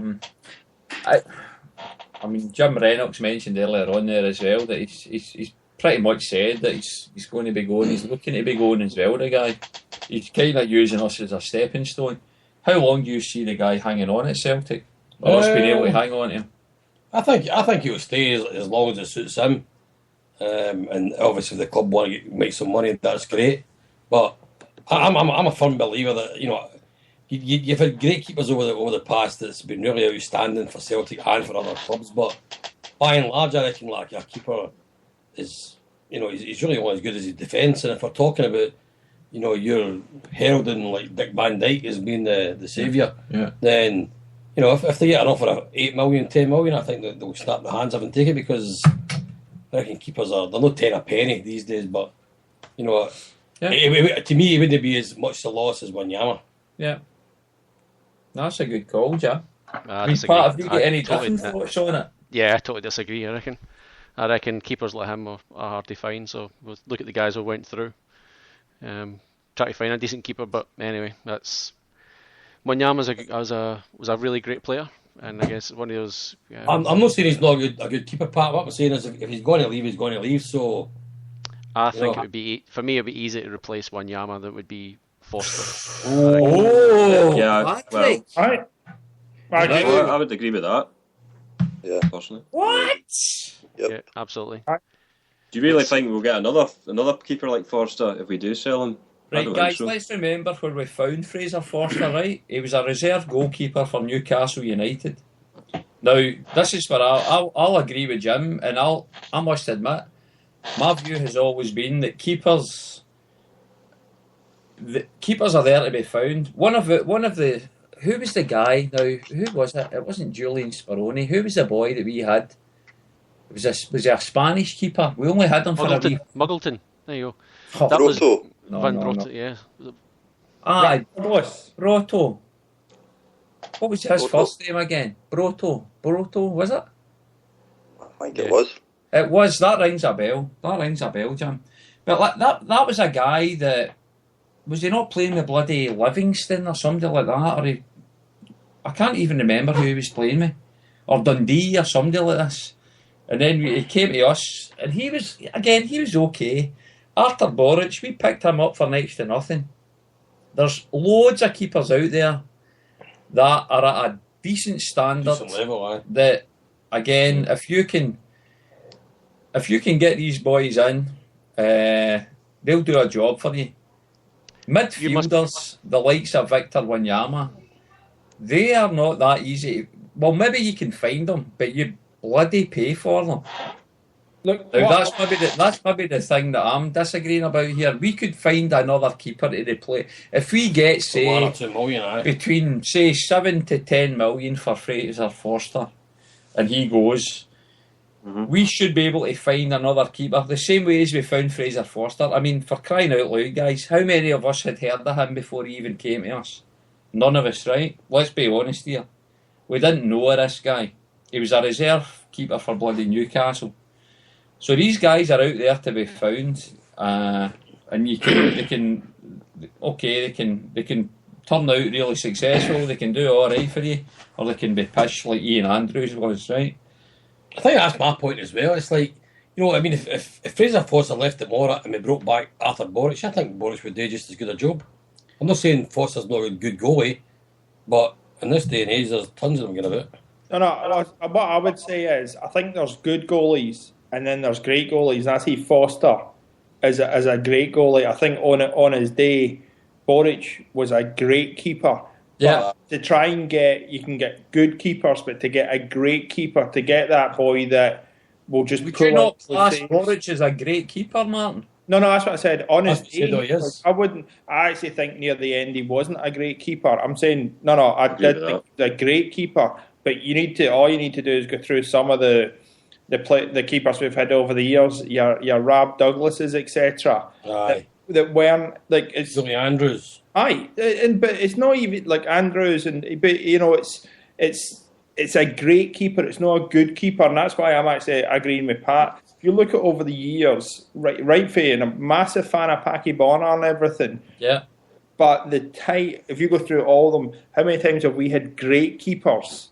That's it. We've had good midfielders, defenders, strikers, great keepers, but I think are much harder to find. And you know, as I said, all you need to do is go through your Jonathan Goulds and stuff. Good keeper, all right keepers, good keepers, but great keepers. Again, that was the point that Jimmy Malk made. It's like, you get great keepers, but great keepers only come about because they get time to blend in and develop with a team. Celtic are never going to go out and buy a great keeper because it's going to cost too much money. And if we're saying that Fraser Foster's a great keeper, then it's going to cost money to take him away. But Fraser Foster is only becoming a great goalie because he's getting a chance to shine in the Champions League with Celtic and get the opportunity to make good saves. But the other point that Jim made earlier was, if we've got, especially when we're playing in, say, the SPL, see if we've got a great team and a great defenders in front of them, our keepers should barely ever have to work. And at that kind of league. And I always remember it was, I'm saying I always remember, I remember somebody said it, but I can't remember who said it, so that's a bit of a contradiction, but there was something along the lines of, when you're a goalkeeper at Celtic, you've got to keep your concentration for 90 minutes, because you might not have anything to do for like 80 minutes, but there's only 10 minutes of that game that you need to actually be called into action. But that's what separates you from maybe a keeper at a lesser team that's getting pummeled all the time, or getting, you know, there's shots raining in all the time. And I think the likes of Forster, he's got that balance and he's able to do it. For me, I still personally think Boric was overall a better keeper than Forster. For the reasons being that I don't think he was as high profile with as many Champions League games potentially as Forster's had. I think because Forster's had a few significant games and very high profile games. I mean, let's face it, some of the teams he's been linked with just now, which again I personally do not believe, I think it's been slow days with the papers. When Barcelona are linked with signing him and AC Milan are linked with signing him, because he's had a couple of good games against these kind of teams, that's the kind of names he's been mentioned in association with, so therefore that inflates the price anyway. We've had a tweet in as well from Tony Cassidy, who's quite a regular contributor to the show as well, with his tweets, and he's sometimes on the show, but he says Fraser Forster, if he plays versus Chile, now this is also for England, if he plays versus Chile and maybe against Germany in November, that should maybe up his price to potentially 15 million. Now I wouldn't disagree with that. If he does play and he does well against these teams at the international level, that might inflate his price for us. But I think this is my thoughts on, right? So yeah, there are a lot more midfielders out there, and you could throw the same argument to a midfielder that they're there, just you're there to be found, and you have to go and find the right one. It's, in my opinion, it's very, very, very hard to find a goalkeeper that will win you games, and Fraser Forster has won us a significant number of games just by one save, two saves. The other night he saved us. If it were not for him, if you had a reserve keeper or something in there, or even even Boric, his average days, would he have saved it? God only knows. But he basically saved that game for us. He gave us the 3 points, in my opinion. And guys like him are much harder to find than a good, solid, strong, fast centre midfielder. Sorry, that when you're throwing something straight back at you. You're saying, where was Fraser Forster when we picked him up? Where was Victor Wanyama? He was playing at the bottom end of the Belgian league. So they're there. Same argument. A good midfielder's there to be found. We found, Kyle, who was, let's face it, when he first came in, was an absolute star. He was there to be found. There's a lot more quality midfielders out there and easier to find than it is to find a real quality goalkeeper. There's in a midfield, what on average in each team, there's 4 of them each team in every game. There's one goalkeeper. So you've got a choice of. My point, Pat, is if we've got the outfield players that can stop teams getting to our goalkeeper to have shots on goals, you could arguably, your purest world would be you wouldn't even need a bloody goalkeeper because you're shutting down those teams and they're not even getting a shot on goal. Well, the quality of people that we sign, outfield players, that's not going to happen for a long, long time. Right. So you need someone, the wall, so to speak, as he's been labelled. You need the wall. You need someone like that behind you. And going on. What this is Tom Doherty in the chat room was saying. Boruc was like Samaras in as much as he played much better in Euro games. He had howlers in the league. He was loved so much because. I don't agree. Wait. Let me finish here. He was loved so much because he blessed himself. Look, don't get me wrong. Is that why you're saying I love Arthur Boruc? I'm not saying it. Tom Doherty is. Tom, you better call in because he's gagging for a fight here, by the way. So you better. If you call Bridge as well. Look, I'm excited about Bridge, and personally, I think Arthur Boruc was a better goalkeeper than Fraser Forster. Boruc's last season, he was a liability. And look, and Forster may well become that way as well. You just never know, because he's had up and down periods, but Forster's a bit younger than what Boruc was at that stage. Boruc would have been 25, 26, 27 years old. Yeah, probably when he left us, as I guess. And Forster's a lot younger. I know you're saying that Forster's a lot more. He's a lot more high profile. I don't know. I reckon Boruc was in the papers far more than what Forster was. I'm not talking about the papers. Maybe talking about the number of games in the Champions League. And I'm pretty certain. I'm not got stats at hand, but I'm pretty certain Fraser Forster's probably had more Champions League games than Boruc did. Maybe the case, yep. Maybe Boruc, Boruc's personality probably did help him a wee bit. But if you put that to one side, there was a time where people really, highly rated Boruc as a world-class goalkeeper, and now looking back, people look back on it and start to take a different, a different view all of a sudden.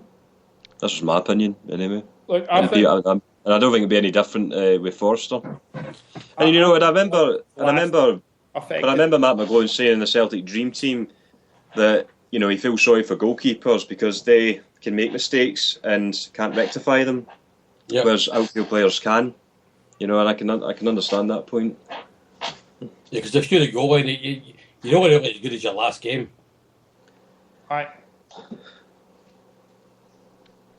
And let's face it, he was excellent. He was excellent the other night. So. Oh, he was, aye. And look, what I was saying is, I actually think Boruc's last season, or probably the last 18 months, affected our memory of him.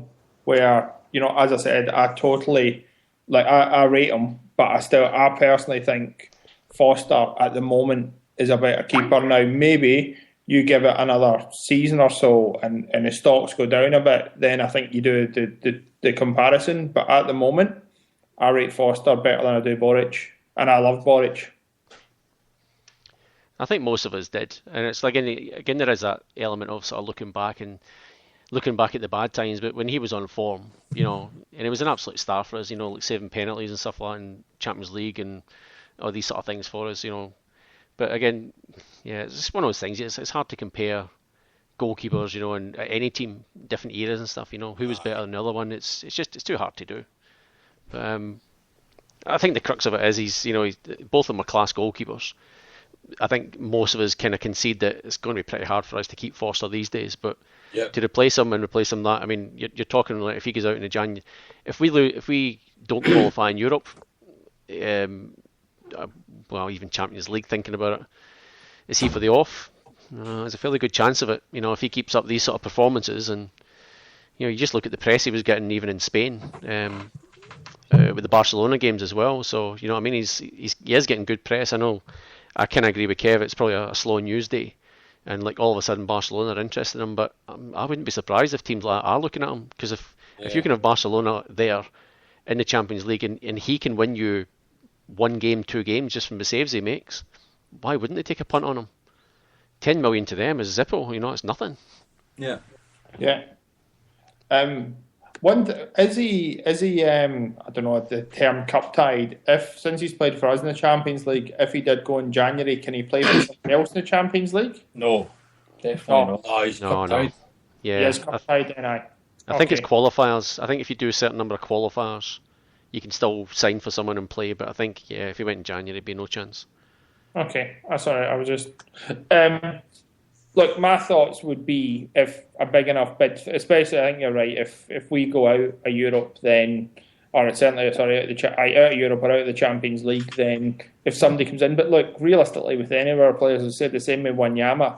Somebody comes in with a big enough bid, they're going to go. I think the money we would sell them for will depend on the team. If Barca come in, then we'll hope and pray for 15. If Southampton come in, or an equivalent of Southampton, we'd hope for a 7, 8 or 9 and some add-ons or something. That'd be my gut on it. It'll depend who comes in about how much we'd get for them. Well, guys, let's remember that the way we're talking as well, I mean, it probably is going to be going at some stage, and fairly soon by the way we're thinking, maybe at the end of this season, but again, it fits in with the kind of Celtic model they talk about. Aye. A lot of guy, okay, 2 million to a lot of people for a goalkeeper was a bit of a scary price to be paying for a guy in the first place, but the prices we're kind of talking about that we're going to be selling this guy on for, it's a tidy wee profit for Celtic. The frustrating thing would be that if we're able to sell Fraser Forster for that kind of money and we don't go splashing it on somebody that's of at least the same kind of capabilities. And again, as I said earlier on, I do honestly think keepers are, and this is where again, Pat, I'll disagree with you here, mate, because I do think keepers can be dug up at a decent level. I'd personally be going for a goalkeeper that plays for a team that gets pummeled constantly and he keeps the score down to 2-0 when it could have been beaten 15-0. That's the kind of goalkeeper I'd be after. Rather than somebody that plays for a great team that hardly has a shot to save. I think when all said and done, nobody here is saying that he's not a good goalkeeper.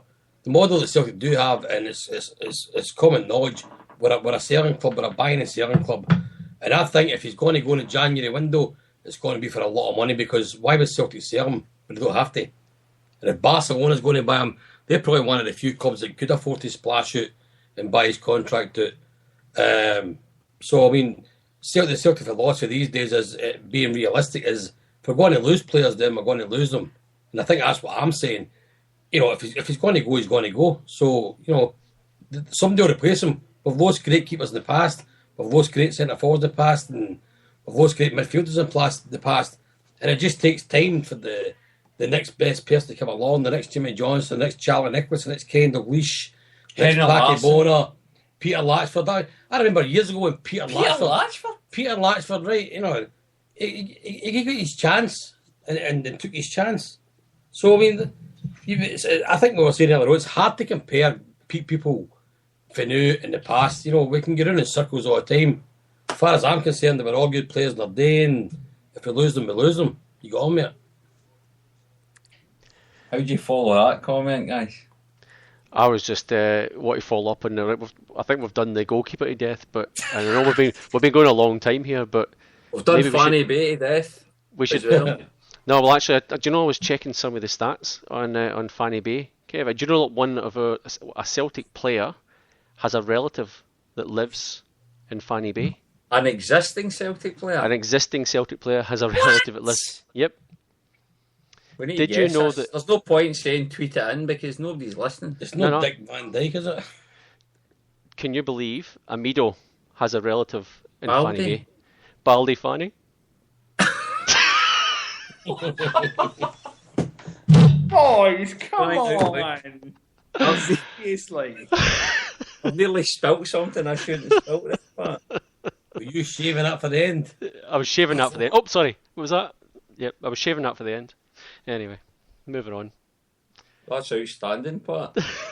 You've had that up your sleeve for the last 2 days, really, haven't you? No, for the past 5 minutes. Somebody mentioned in the chat room about Baldy, and I just thought to myself, that's quite funny. Anyway. If I had a hat on, I would take it off to you, Pat. Anyway, the 5 minutes I was going to say. Listen, it's going to be a big... We're going to try to wind this up now, but before we do, there's a massive game on in the SPL on Sunday. Now, the clocks go back in good Galway costs around about midnight on a Saturday night, which mucks things up for us out here in Antipodia. Oh, no. So this means that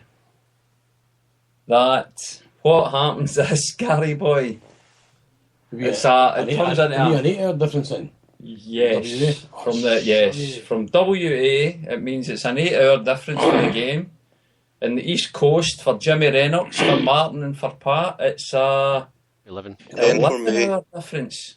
No, it's only 10 in Queensland, Kevin. Oh, Jesus. See, this makes it even more difficult. What about the Northern Territory? Oh, that's funny. Anyway. Well, that's funny. Yeah, well, they'll be the same They're an hour as... and a half ahead of Western Australia. Yeah, they'll be the same as Adelaide.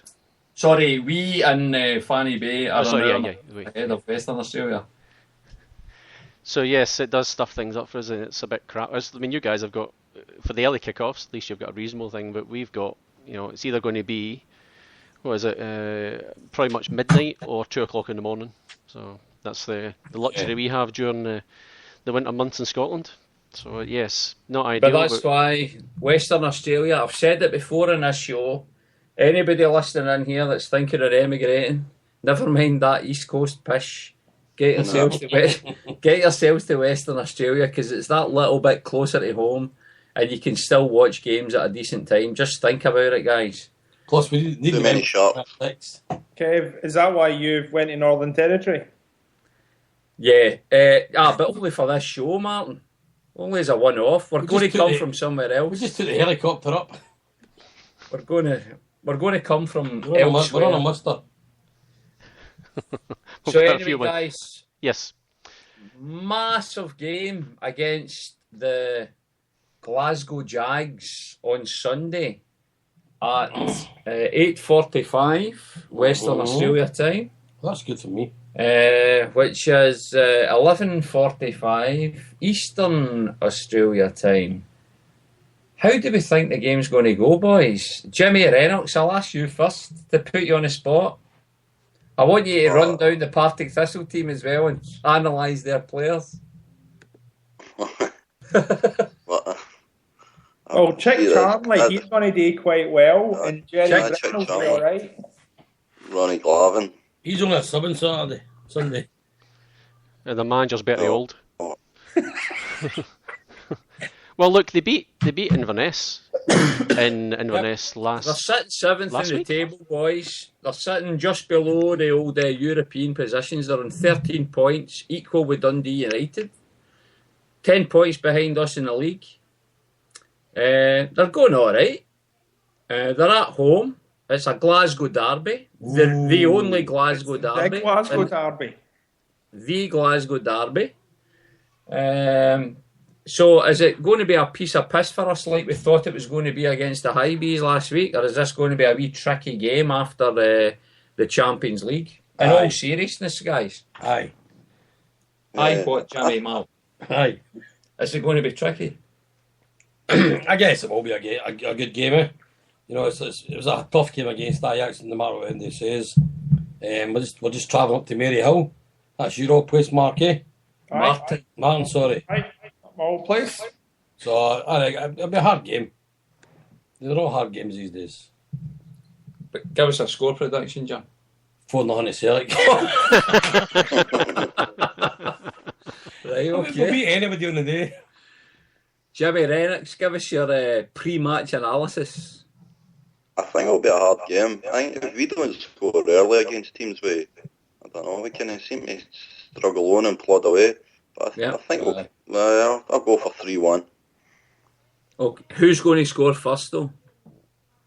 I think we'll score first. Or are you talking about player? Do you think we'll score first? No, I'm happy to go with, will Partick score first and then we'll bang 3 past them, or it's going to be 3-0 and then they'll get a late consolation? How's your scoring going? Oh, is that 3-1 to Celtic or 3-1 to Thistle? I think Jim was saying 3-1 to Celtic. 2-0, 2-1, 3-1. There you go. Get that bet on in Check the the odds TAB. out, Jim. Check the odds out, mate. Get that bet on with the TAB. Do you want the times as well? Yes. Jim, this is harder than the lottery, mate. If you've got a crystal ball there, get up to Fanny Baby. Oh, Jesus. Right, Gary boy. Oh, he's gone. He's gone. He's had to disappear. Yeah, he's gone. Sorry about that. Because you want to talk to him, poor guy. Yeah. Prediction. 4-1 to Celtic. We'll score 3. They'll score 1. And we'll score with a penalty with 2 minutes to go. James A. Forrest again. No, Foster. Foster will take it. Taking the penalty. Take a penalty. To You push heard his, it here first. To push his resale value up even more. Aye. Not only does he stop the pens, he'll only score the pens. Do you know? Aye. That's my prediction. Right, I think Jimmy Rennox, with all his times of first goals, last goals, has got a better chance of that coming up than you have with Fraser Foster scoring a penalty in the last minute to win 4-1. You heard it here first, boys. In the next podcast, that's what we'll discuss. You heard it here first. We did. Patrick. Looking at their sort of recent scores, they're not really playing that well at home. The Hibs even beat them at home, so I just reckon looking at, I guess the game last weekend when we played at Easter Road, I reckon there's probably a little bit of a model for how teams will play against us now. I reckon what Hibs showed is, just pretty much by rolling up the sleeves and battling against us. Yeah. Whether Thistle have got, they're at home, it'll be a tight pitch and all that sort of stuff. Whether it comes off, God only knows. But I reckon Hibs showed last week that we get a bit riled when people start niggling us, and I think they might have a bit of a crack and try and do something similar. So, but are you doing some innuendos here again about Fanny Bay? You've talked about tight and you've talked about Vajazzled. Just keep it tight at the back, that's all. What? It's a back fanny, that one. Anyway, no, I reckon it'll be. We should win it. I reckon it'll be 2-1. I reckon they'll score first and we'll come back. Jesus. So wait a minute here. We're leaving. I'm just thinking that I cannot believe you guys are all saying we're going to lose a goal. Fraser and I've Foster. said 4-0, and you're all saying Fraser's the best and sliced breed. But maybe Fraser's I wasn't saying anything else anyway. Maybe Fraser has tried to dive to the side and the defence have let him down or something. But No, guys, scoring the penalty. That's how. Right.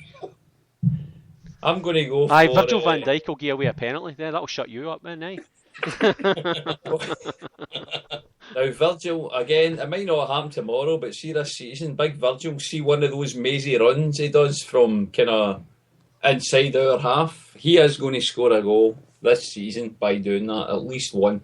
But it might not be tomorrow, but who knows? Sunday, it might be though. But anyway, I'm going to go for quite a tricky game.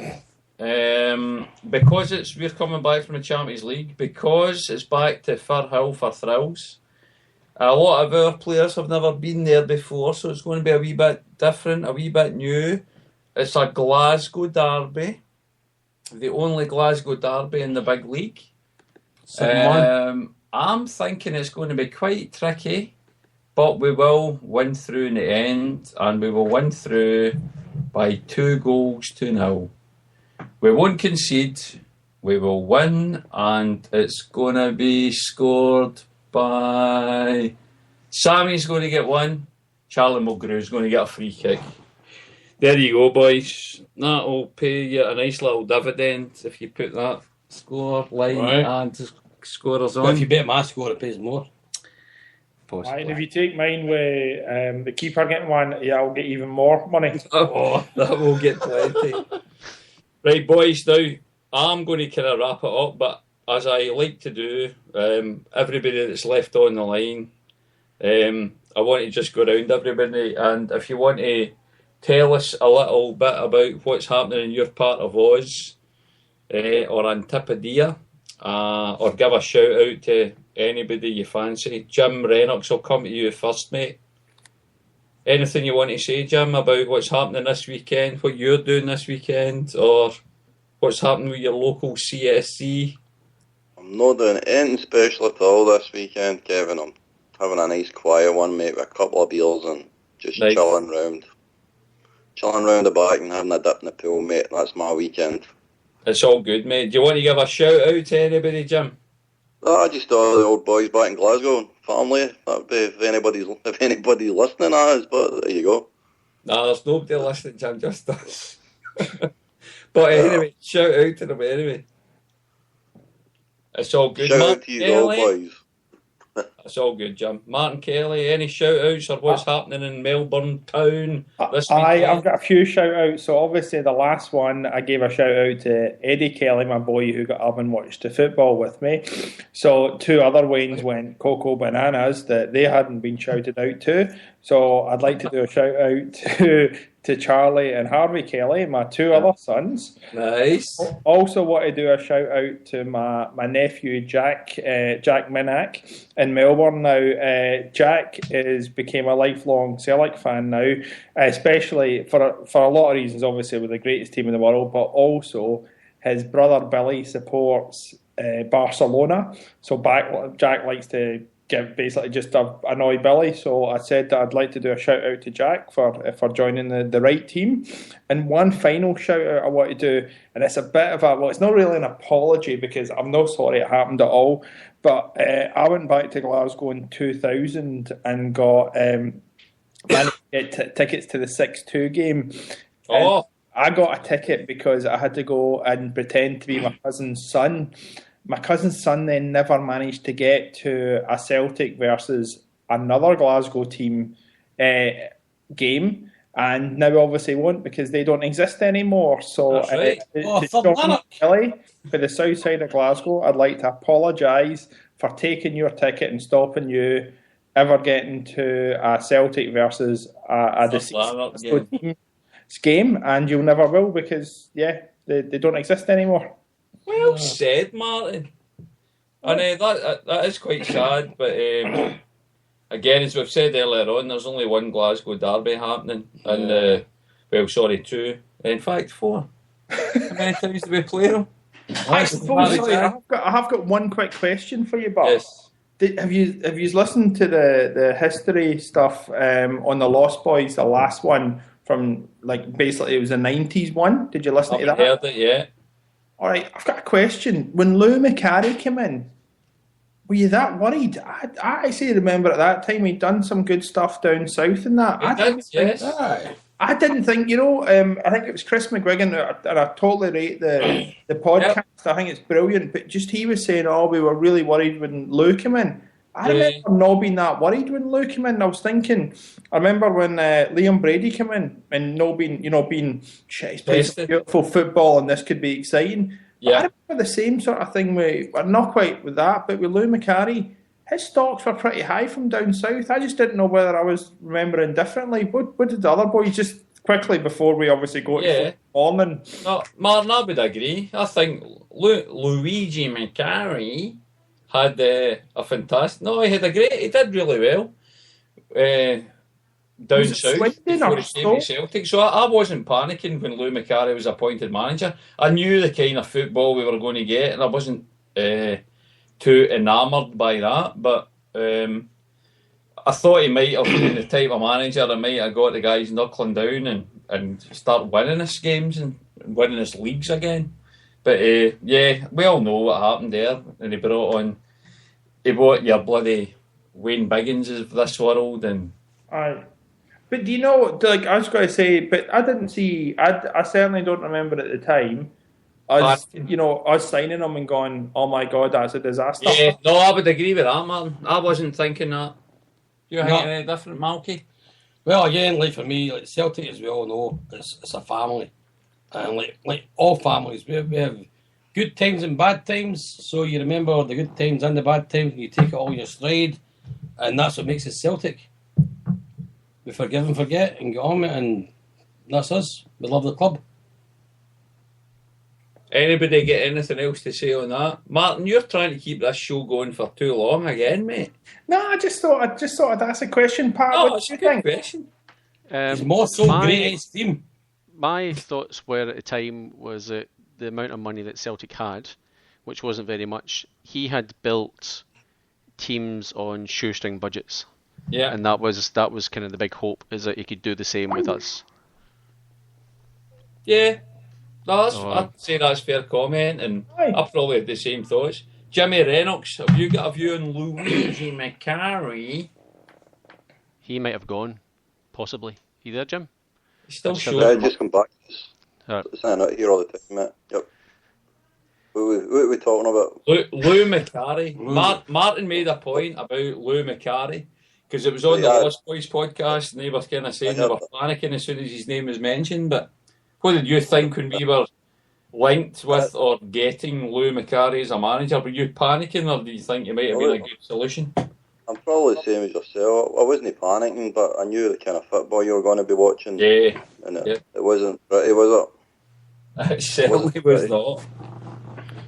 I always remember when he came in and he signed Willie Faulkner, and we'd all known kind of Willie Faulkner at that time, and Willie Faulkner was your kind of averagey player with Aberdeen at the time, and I'm sure it was Luigi McCarry said he's not the type of boy that's going to put bums on seats, but he'll do a job. And I always thought to myself, if there's ever a way to shoot down somebody's confidence, it's say something like that. Mm-hmm. And it was. That's pretty much what he said. I remember Tommy Burns played Willie Faulkner quite a bit as well, didn't he? His first season there. Faulkner? Bloody hell. Well, how can we even be mentioning Willie Faulkner on a podcast? But he did do okay, but I always felt sorry for the guy. I always felt sorry for him, but I do, that always sticks in my mind. It was always McCarry had said, he's not the type of player that'll put bums on seats, but he'll do a job. And I thought, for Christ's sake, players in general need a wee bit of, they need at least they need their manager to support them. They need to talk them up. They need to make them feel good. That whole, I don't know, that whole people management type skills. And I just thought to myself, for crying out loud, son, you don't say that about somebody. He's not going to put bums on seats, but he'll do a job. And look, realistically, it's a lot of the players are confidence based. So, I would agree with you there, mate. Right, Martin, you've prolonged this show by at least 15 minutes. Have you got any more shout-outs, apart from Lou McCarry? I'll do a shout-out to Lou McCarry, and if he's still got a fish and chip shop, you can send me some chips, that'd be good. Oh, dear. Thank you, Martin. Patrick Close. Now, what's happening in the Jockstein CSC in good old Melbourne town when you fly back from Fanny Bay in the morning? In the morning, obviously, yep. Yeah. We had a couple of little sort of, not functions, I guess, little soirees going on. So, unfortunately for us, the clocks changed this weekend, which is going to make the catching up for the games a bit difficult. But if the Champions League sort of pans out correctly, you never know. Maybe get the Barcelona game, we'll catch up for that. So anybody who's in Melbourne town, you can follow us on Twitter is at JSCSC Melbourne, and there's a Facebook group as well. So if you look for Melbourne Celtic supporters, I think it is. If you just sort of catch up with the boys there, there's jocksteincscmelbourne.com, I think is the website as well. But anyone who's in Melbourne town, give us a shout. Wanted to do, I guess, a thank you and everything to the homeboys who'd had their 100th show, not last Monday, the Monday before. Yeah. And I jumped on to thank them on our behalf, Kev, because they gave us our big break and all that sort of thing. So thank you to all the guys there, and they had another excellent show on Monday night there. So Jason Higgins, if you are listening, mate, I loved the rant you did. It was absolutely fantastic. It was absolutely brilliant. So anyone who hasn't heard it, listen back. Listen back to the Rebel podcast guys the other night as well, obviously fellow Melburnians. So Prefontaine was on with his cousin Sean, who was actually at the game the night before, so it was good. I want to do a wee thank you to Mark O'Brien on Twitter. What is his Twitter handle again?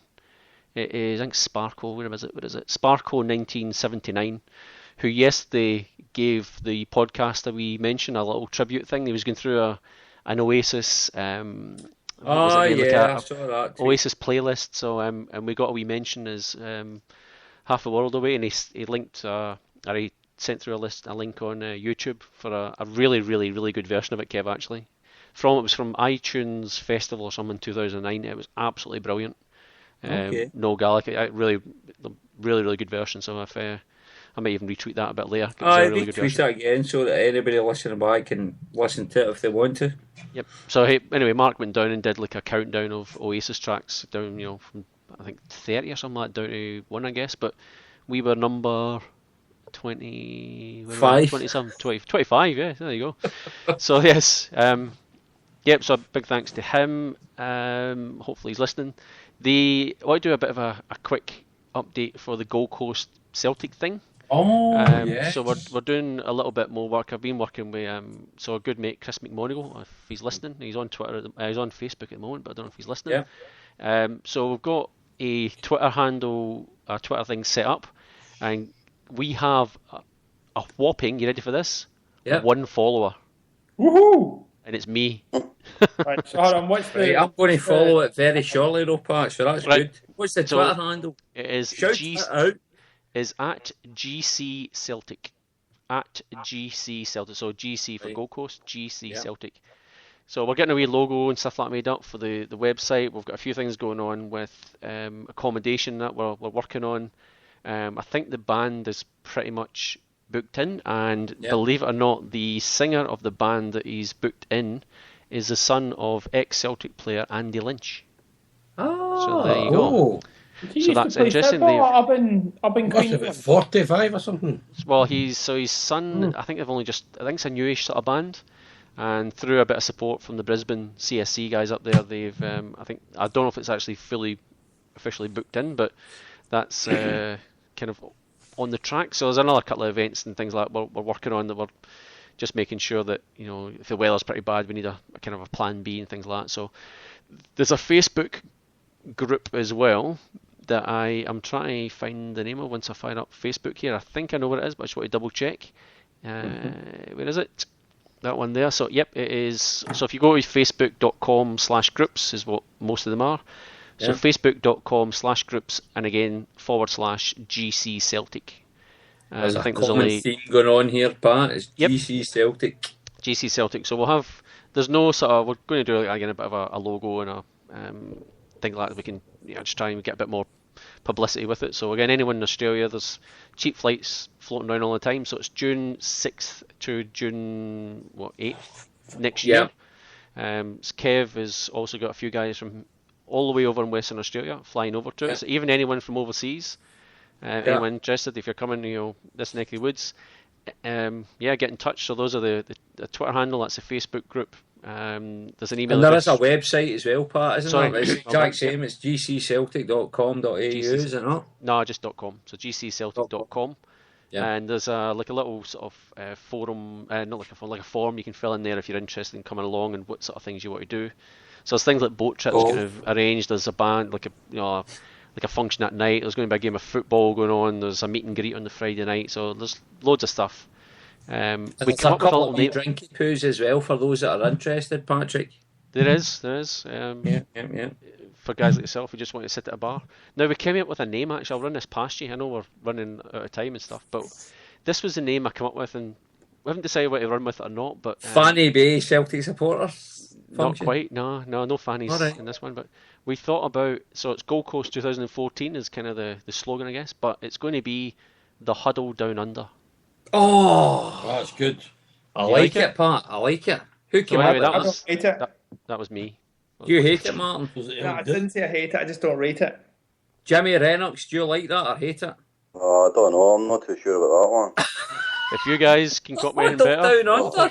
What's bad about the Huddle Down Under? There are some sexual connotations with it, but there's a bit of innuendo. Yeah. It's total Celtic. What's better than that? I'll give you something next time we're on, but I'm. Oh, fuck. It's so inspiring. Right, okay. It's Well, not again, inspiring me. Well, anybody Martin, that listens to this back, if you can tweet us at halftheworld88 or go onto the GC Celtic either webpage or Twitter or Facebook pages, because the boys are looking for something to call this. We've kind of got a few wee names for it just now, but the Huddle Down Under sounds good. But if somebody thinks they've got something a bit better, let's hear about it, folks. Get it out there, please. So yes, we're Patrick, struggling. what else? Well, I think that was pretty much it. I think yes, a very very big thanks to my AFL team St Kilda for giving me aspiration and hope for next year. We have done well in the draft, so we're the trade period, so we've got a lot of good young players coming in. So thank you very much, St Kilda, for saving my AFL. I guess season. What that really means for anybody listening back home in Scotia and Ecosse is Pat follows a team that used to be quite good down here. Now they're pish. The Aussie rules, and the rebuilding. Because they're so pish, they're allowed to pick decent players out of the good ones coming through. That's what that really means. Well, not this case. Were they ever that good? Nah, they were never that good, were they? Says Martin Kelly, who follows Essendon. Martin Kelly, who follows the biggest. 16 premierships. Every one of them tainted by drug taking. That's disgraceful. Unbelievable. So I'm the only one that actually supports like a team with a bit of moral fibre about them. Now.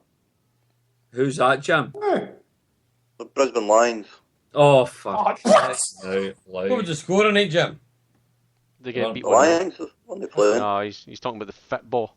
They get beat 1-0. Melbourne victory 1-0. Did they? Aye. I don't follow them. They wear orange. So they do. Formed from Dutch immigrants, from what I recall. But yes, they do. They wear bright orange. But they still wear orange. They had 300 playing for them at one point. All right, boys, is it time to wrap this up? Yeah, all right, enough. But right, Pat, are you finished? I'm done. Yep.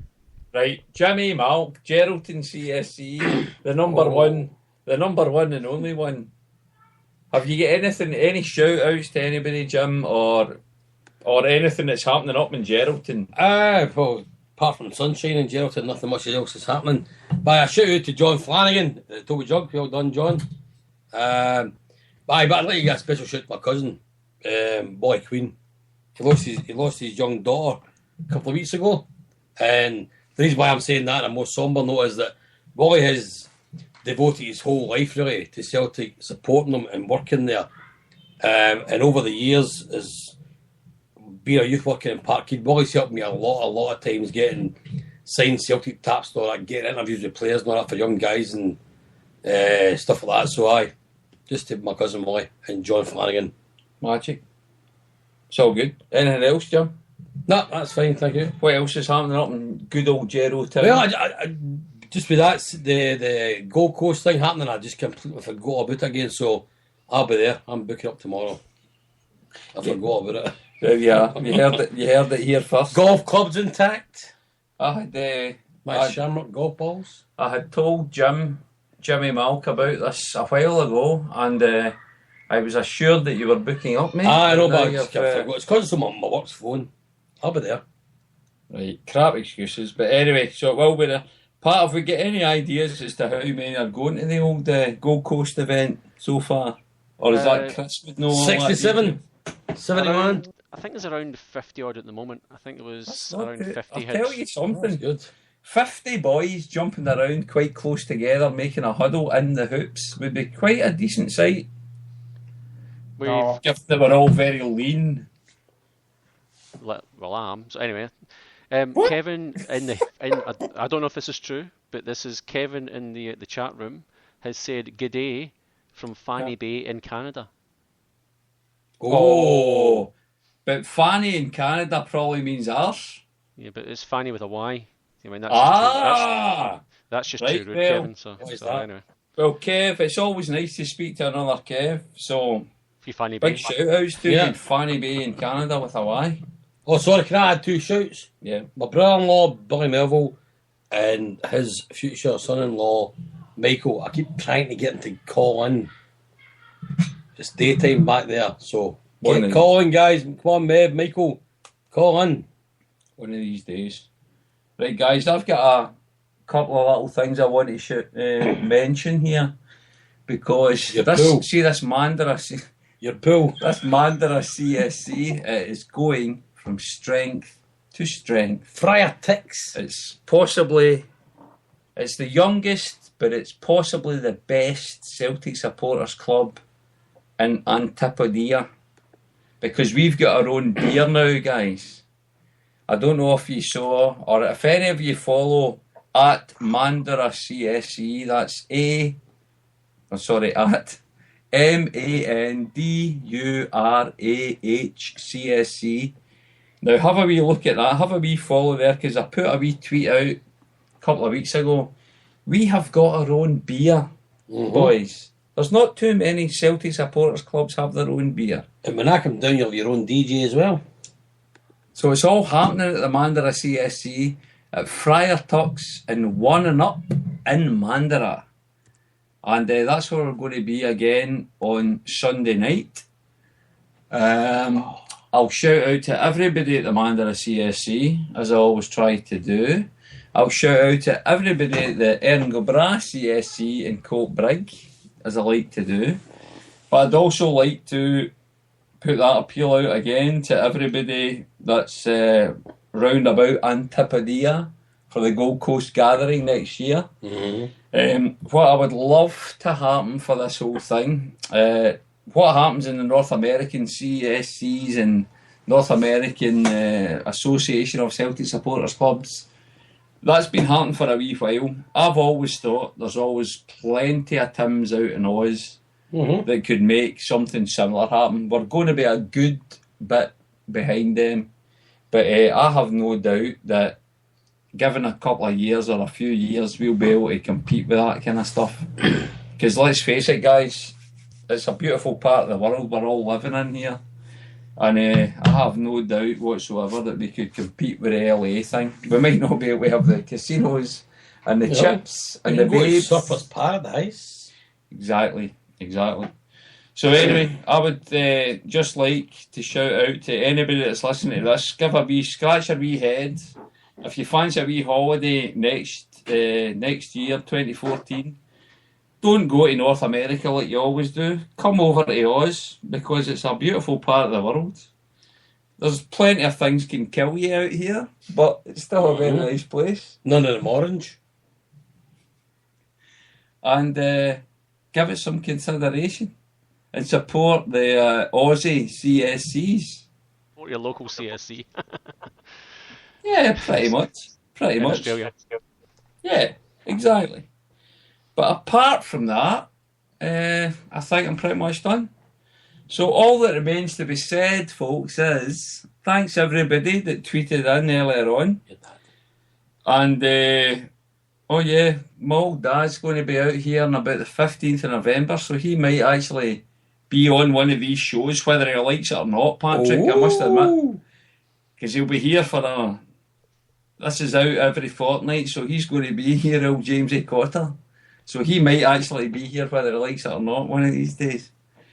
But just thanks very much for everybody that phoned in tonight or Skyped in tonight. So Jimmy Lennox, it's always good to hear from you, Jim. Thanks a lot for coming back on, and hopefully you won't be too long before you're on again. No problem, boys. I'll phone in again. Good on you, Jim.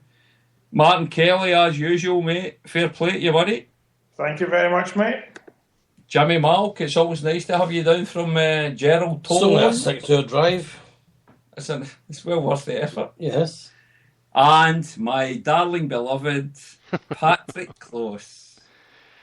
Thanks so much again, Pat, for pressing all the buttons and sorting this out, mate. And you've got a nice little tune to line us up with tonight. Nobody guessed the answer because there was only actually 2 guesses came in, I think, mate. Yeah, and you would never guess it. We should point out we'll probably, hopefully, be back in a couple of weeks in, so it'll be after the next Ajax game, Kev. Is that fair to say? It should be, mate. 2 weeks a day, so. keep an ear out, and Be, we'll. And hence why 6 points in the bag. Hence why the outro is. Are you going to announce it, Pat? Oh, it's just a little tribute for the guys who are flying over to Holland, I guess. So I guess most of the elder generation would know what the song is.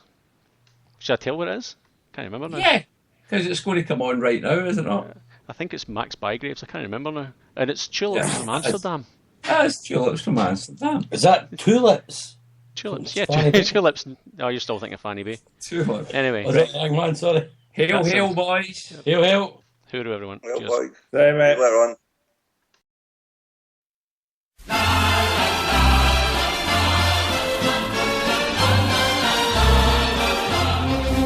When it's spring again, I'll bring again tulips from Amsterdam.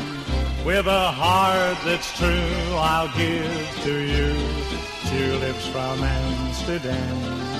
I can't wait until the day you fill these eager arms of mine.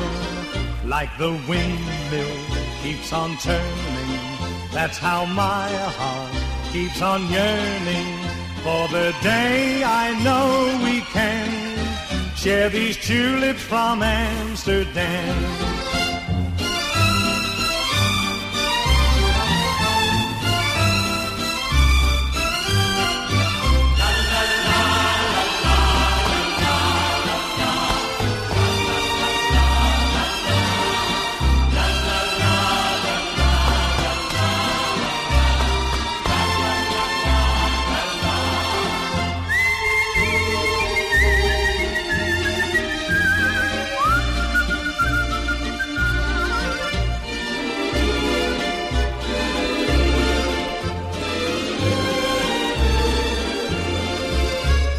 Spring again, oh, I'll bring again tulips from Amsterdam. With a heart that's true, I'll give to you tulips from Amsterdam. I can't wait until the day you fill these eager arms of mine. Like the wind keeps on turning, that's how my heart keeps on yearning for the day I know we can share these tulips from Amsterdam, share these tulips